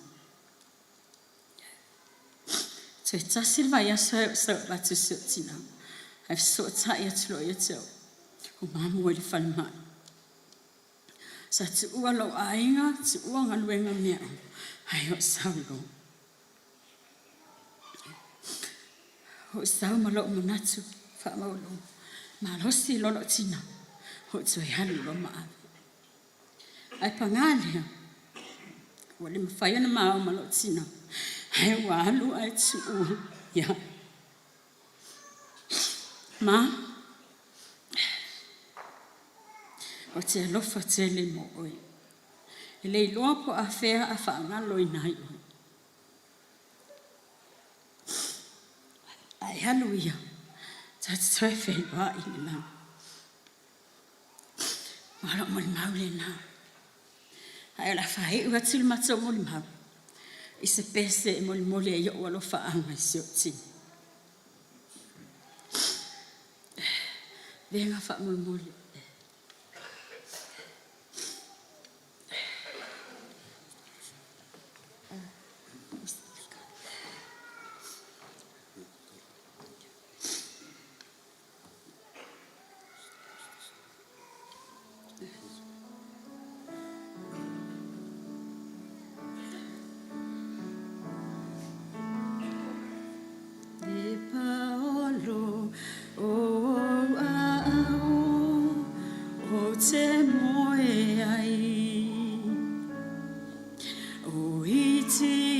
iti na esi ma esapai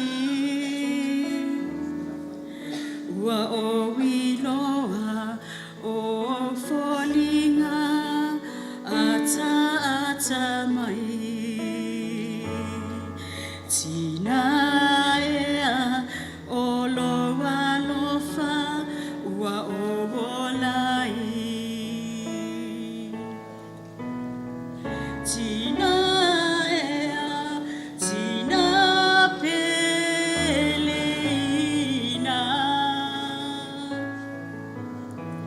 tina ea esini o penina tina ea tina pelina tina ea esili o ea ita tina ea esili o ea ita Pei o se teu fungala au lo sasala mai o a o mafana fana ua e fusi mai o folinga la lelei ua e songi mai tina ea o loa lofa ua o wolai tina ea tina pelina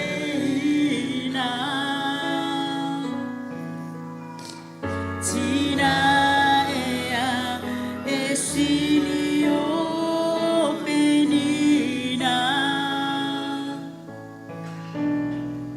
tina ea tina pelina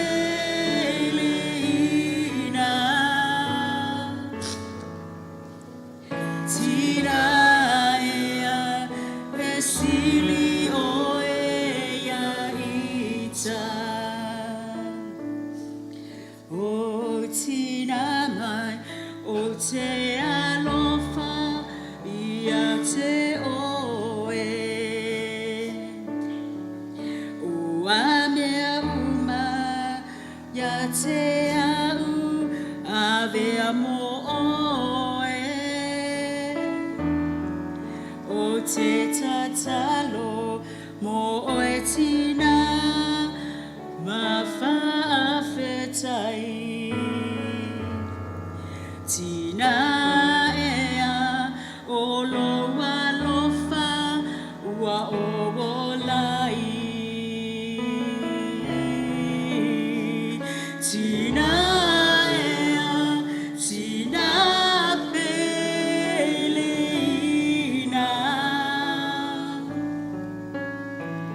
tina ea esili lo penina tina ea tina pelina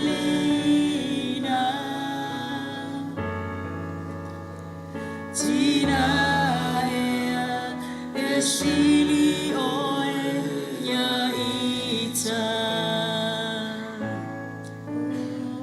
tina ea tina pelina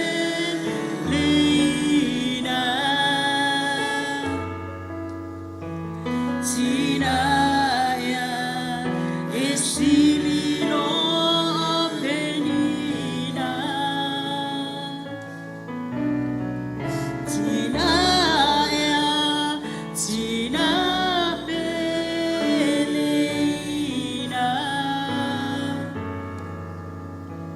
tina ea esili oe ia ita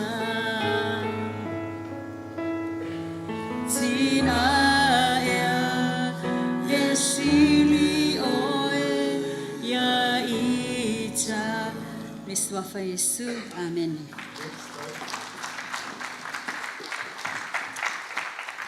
E ele le ngona ua vela fala. Au tau whaafonga I moli mau o le whanau o muli.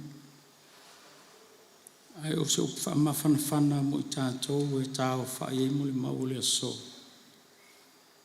O le atua na ia au mai. O le atua na tito e vese. Ia whaamanuina le sua fo I ofa. Fo I le atua me uma. Ona Yesu whaaftai.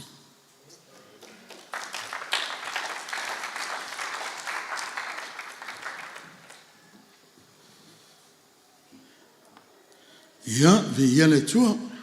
Ma lo lava le on sai, ma lo foi fatu toa. Na tol tatou por kalama na nei po te leto e si ia se matala langa. Ia pe o te toi whaopopo nei meane. Ia ua ia I foi le awhaina ia te olo teita ia le tatou por kalama nei po. Ai eile me o tupu. Na wa mel por kalama. Titilo tuani. Ele ise la unga. O fatu lo lien fai fea. O hail fai la unga. Fa mai. Pulea o e tofi me se fai fea au la lo fai fea au iau mai. E sau e fai le la unga. Au no fola I tue ia au fai ia moli mau. Wa mai ai lo ma fau fau to tele o nai fai fea au fea ngai ma mai suka ma toto molo. Nei meane awa tofi atu se si o na whaina la I o soifua ngāru roi nei po. Ea, o le mea nā lewa tupu. O suma nei le whaiwhea wha mai. Se on sau whese upu mawhana whana fusi umai. Ia moli mau no whapea la. I o le la unga le la whai. Ea, o matamata I le ingoa o tamaiti, o le ingoa le tusi tu o le mitiafu tamaiti. O le Roma sufa, a lona whai upe valu. O le alawa le amaya sa utusi. A le lau tango li liu, o le Roma e valu. A le whai upe sifulu ono ma sufitu. E mwhai nai whai tau iei. A iei ni nai whai tau whamai, ua moli mau mai lea nganga, I o tātou a nganga. So we are the children of God. O tātou o whānau o le tua. Amen. Ngale luangi ngai lainga o lau so soani langa leo tu mai nei mea neu whapea wa tua whapea tātou maftanga. E peo na yail nei po. Masani tātou mea tau o tālonga. A malole au Australia. So all the people of Australia, they lift up their hands and they say, we won. Amalo foi le olpeleki. Fapenga foi kanga kang New Zealand. E si sia la ko lima makawala au ma o solo mai o ka ko mangu malo. Hey, al fesili la le kam fai fai atu. La le winga al tato fai mai o tato manu malo.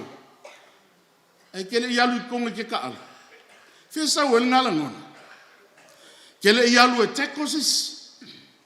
Kele pasia se polo. Tele si koa inga se trai. Ala waka ko wama whamai waka ko mangu malo. O fesa waile ngana. Ole, mea leo te mana so swangi ngai po. E mai mawhau whaunga pio na. So swangi ile nganga po i ole tua moi tato. Ole mangu malo la waenga ia unga ka alo. Wa faile matamali anga e popo wailo tato sio manga o le winga nga o lau kala le kau wha makala aile lo matua lea langa pia nau ta ua le amatanga e tau au ngata te isi ala utala noa ona o te alofa il tato maftanga peitai na ta whao talinga o ta whao talinga o talinga uli i au tufunga uli na ta whao talinga o tufunga uli Nanga lo matua lea. O lona to ala wha autam. O lai fusil mele o sauwe. E wha peanga wha ngau fus. A wha yatu lalau tala nei po awane te tena i langona mamanatu. ua lagia malai o le vavau. Wasala. Langa sa au tala noa i le poisi o mātua inga nei me ane whapea po ai au. Au le hafo ilo ulu whale i tono le ainga. Ai whapupula au tala nei me ane langa i o le vau. Ta ua le sunga ia tau teine le ingo ia foa i mea. O le alo tamapolo. Na usu mai ai tama whelue ai utu talong. Na maua leo le tangata ingo ia malama. Te usu leo utu talonga ia mativa. Maua le minga ma fale tonu. O fale tonu la. Na usu le kenge fale alili. Mo elang whanga. Tama ingo ia mek. O Esekia. Tūlanga. Malatua whawhine tō lua. O Saina. Ia mta amilo. O mekila. Sa tampolu i jalo whaka. Na usu aku meki i le awhawhine o savea I fusi sa lua whaka. Maua leo kama ingoe ia suakia. Ia malteine ingoe ia mu. O suakia la. Na savea. Na ko ia ile mku palpala ia savea. Langa o le halo. Mai kai sa lua whaka o tampo. Lona tupua. E whangaka I ngalau tana. Ngai mea pewhenga kupu ngake. Ko e alua ko ingala suakia I sa lua whaka. Tūl savea I fusi. Ai maliu tampo. Savea perelingi, whangaua savea whako ese tamalo tama. Savea whako ese whangaua kamalo kama. Ol savea. Ol so tanga la lea. Ola inga leo lomu kua I fusi e ngoi a afuai. Le uso ko inga ngai ngoi a tafuna ina. Olonga kali. Whangaua kamikau kawale lo peleki o malili mulia ina. Amen. Au kala ngola me ta o le ola manu malo. O le ka fa yatu sautala. O le tamali angala o lo matua le. Sa ia pou wai le si o mama. Amen. O le manu malo le au ta alo. O le tamali angana. E pou wai le si o manga. O e o makau wala au. We won. Makumang malo. Amen. Lo winga le tala la apostolo le so song ya ku peonga ye wa moli mau mai lo na nganga. Yo ta tu nganga. O ta tu le fa na le tu. Ilungo kale Maria. O le mala tau le o Yesu. Ele umakala kale Maria. Ele ongol mangi yol mauma. Ai ongol mangi yol men kupulungol mau. Keriso na ia popo wina lona tamali anga ala il satau. Ah leo kako mimika il kako susioma. Amen. A fainga maliu keriso I lungol satau. Na mali liu uma yam kako. Gako feoki whakasilunga inga. Aisea, langol tamali anga o le alio ke riso Yesu na sau mai le langi mole lalo langi. Inga ia manguia le sio manga. O langa tangata wa se manga sala. Ono tuina naungo le ole nei. Amen.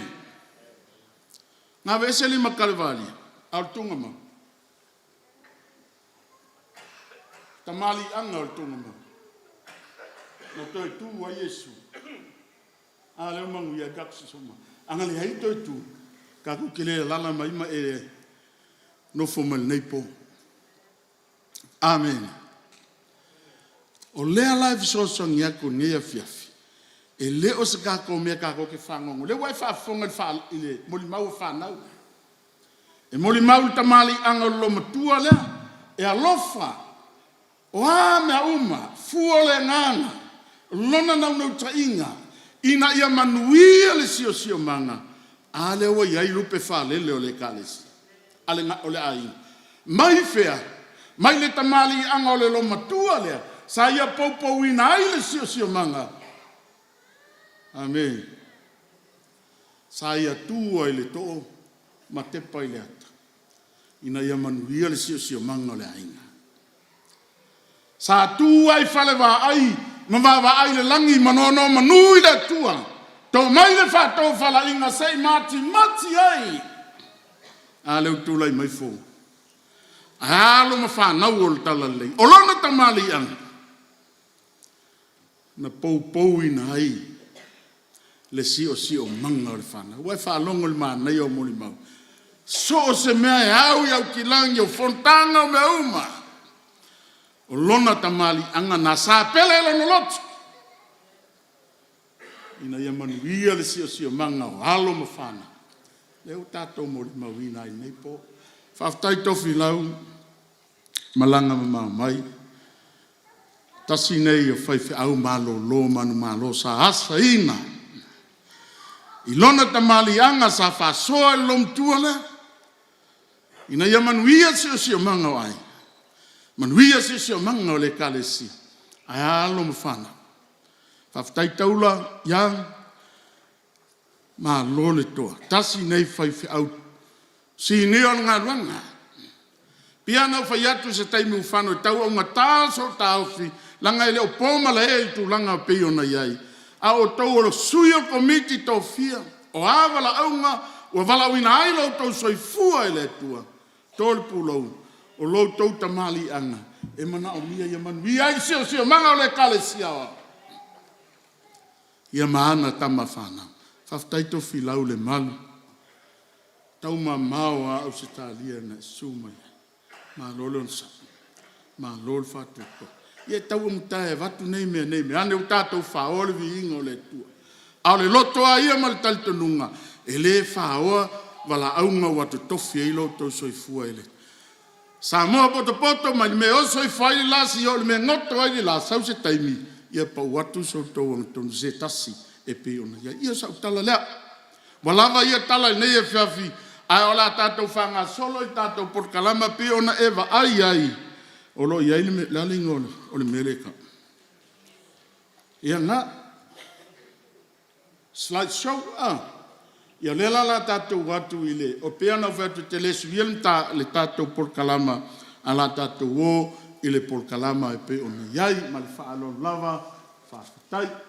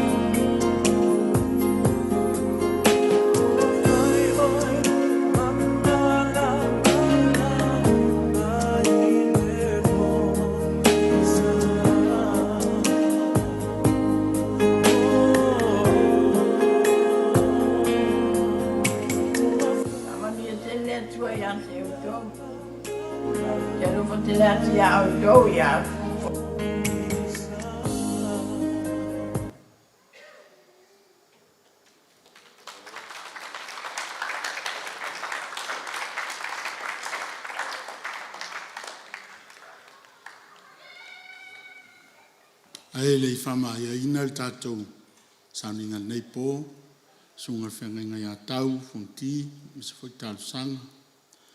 Pa ia lau whainga ruenga o lupe whālele o nai tua le tātou a inga me se alo ma whanau. Tātou mea le manu malo ina Yesu o le ote ma le tunga mau. Po po wailo o tau tamali anga. Ina ia maua se sio manga o tono la inga. Au sul tātou pesele tasi o na tui nātuna le il tātou por kalamba, whai wina i le sunga le whawhenga ia tālu sanga i le tātou sauninga nei pō. Tangata tau e o Yesu, ua e vai se, ia se a se mea wai fe ai, i le au tau le, na fina ma fa malo si mai. Ele tu mau lepo va aiolo o aloa o le fetu o le ao fe na ma fa malosi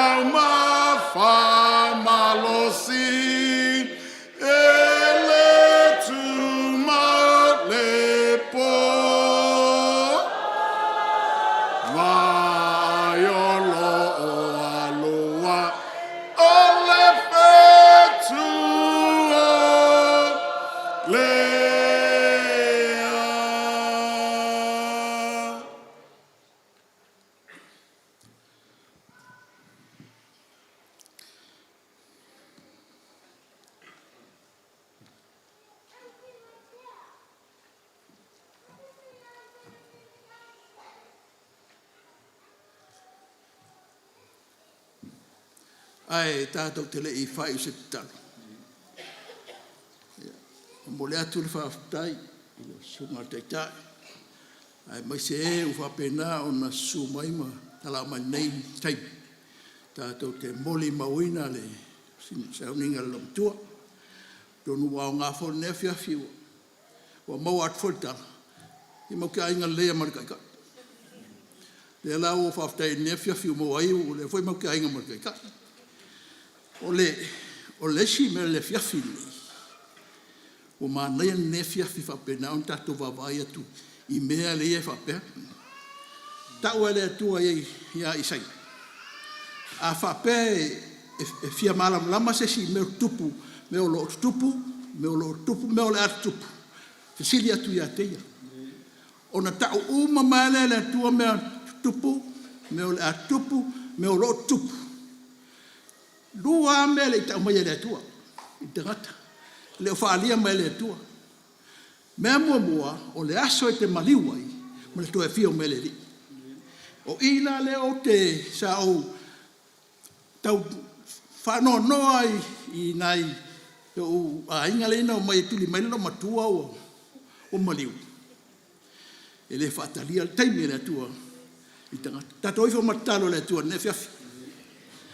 Lo mātou te mai o I langi e pa ia la wala o fia. E le mwhaini upo na whamatala ina le siri ese o le mātou tua. Le atua whawhtai, ono me umalawa wa e saunia mo I mātou, mea whapenao na mātou iai le lalorangi nei, ma le whaai ungo lalorangi nei, ma se nofoanga mātou te no nofo ai, pe a whai e tā pena ina o mātou o langa. Le nei mai tau mātou iai le atua le tere le ti apolo o whea alo fangia I mātou. Penao na soani mai o mātou o langa. E mātou mo le whaamalosi lau. I le nei a fiafi ma le mea o whapenao na mātou o iai. Mātou te tari tonu le atua. O oe te whaamawhanwhanaina I mātou. Lo mau le loto whano no. I e rofo ta māma e tāpe mātou nei tu la. I e tausia ma pui pui. Leo ia I lātou la whapenao na malanga atu. Nei vai tau mātou ia le tero leang, pui se iau ai, vi ia ole mātou tua. Mātou whamawalalo, whātu ese I lau fio, o ni mea whau whale e tonu mase ai, ma lia lo whinngalo I e whamangalo ai. O le talo le au rumai le awa ma le mingao, e ala atu e Jesu Keriso le whaola. Amen. O le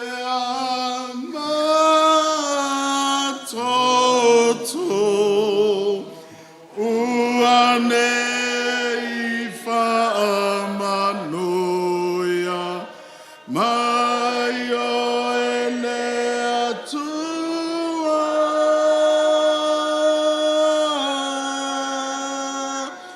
ele nei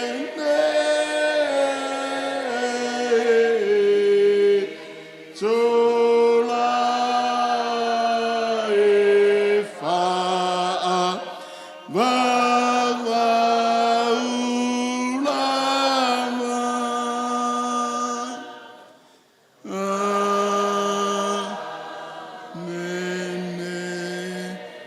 Praise the Lord. Hallelujah. Thank you, Jesus. Amen. Yeah. That's right.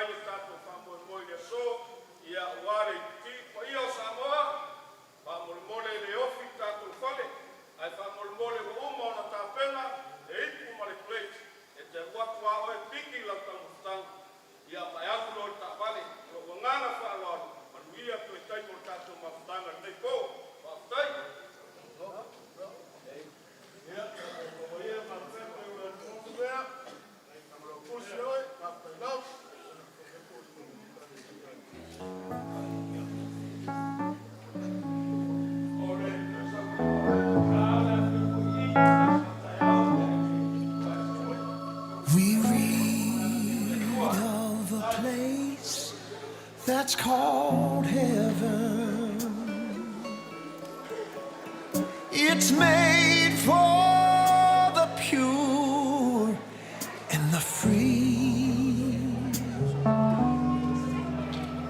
These truths in God's word He has given. How beautiful heaven must be. The angels so sweetly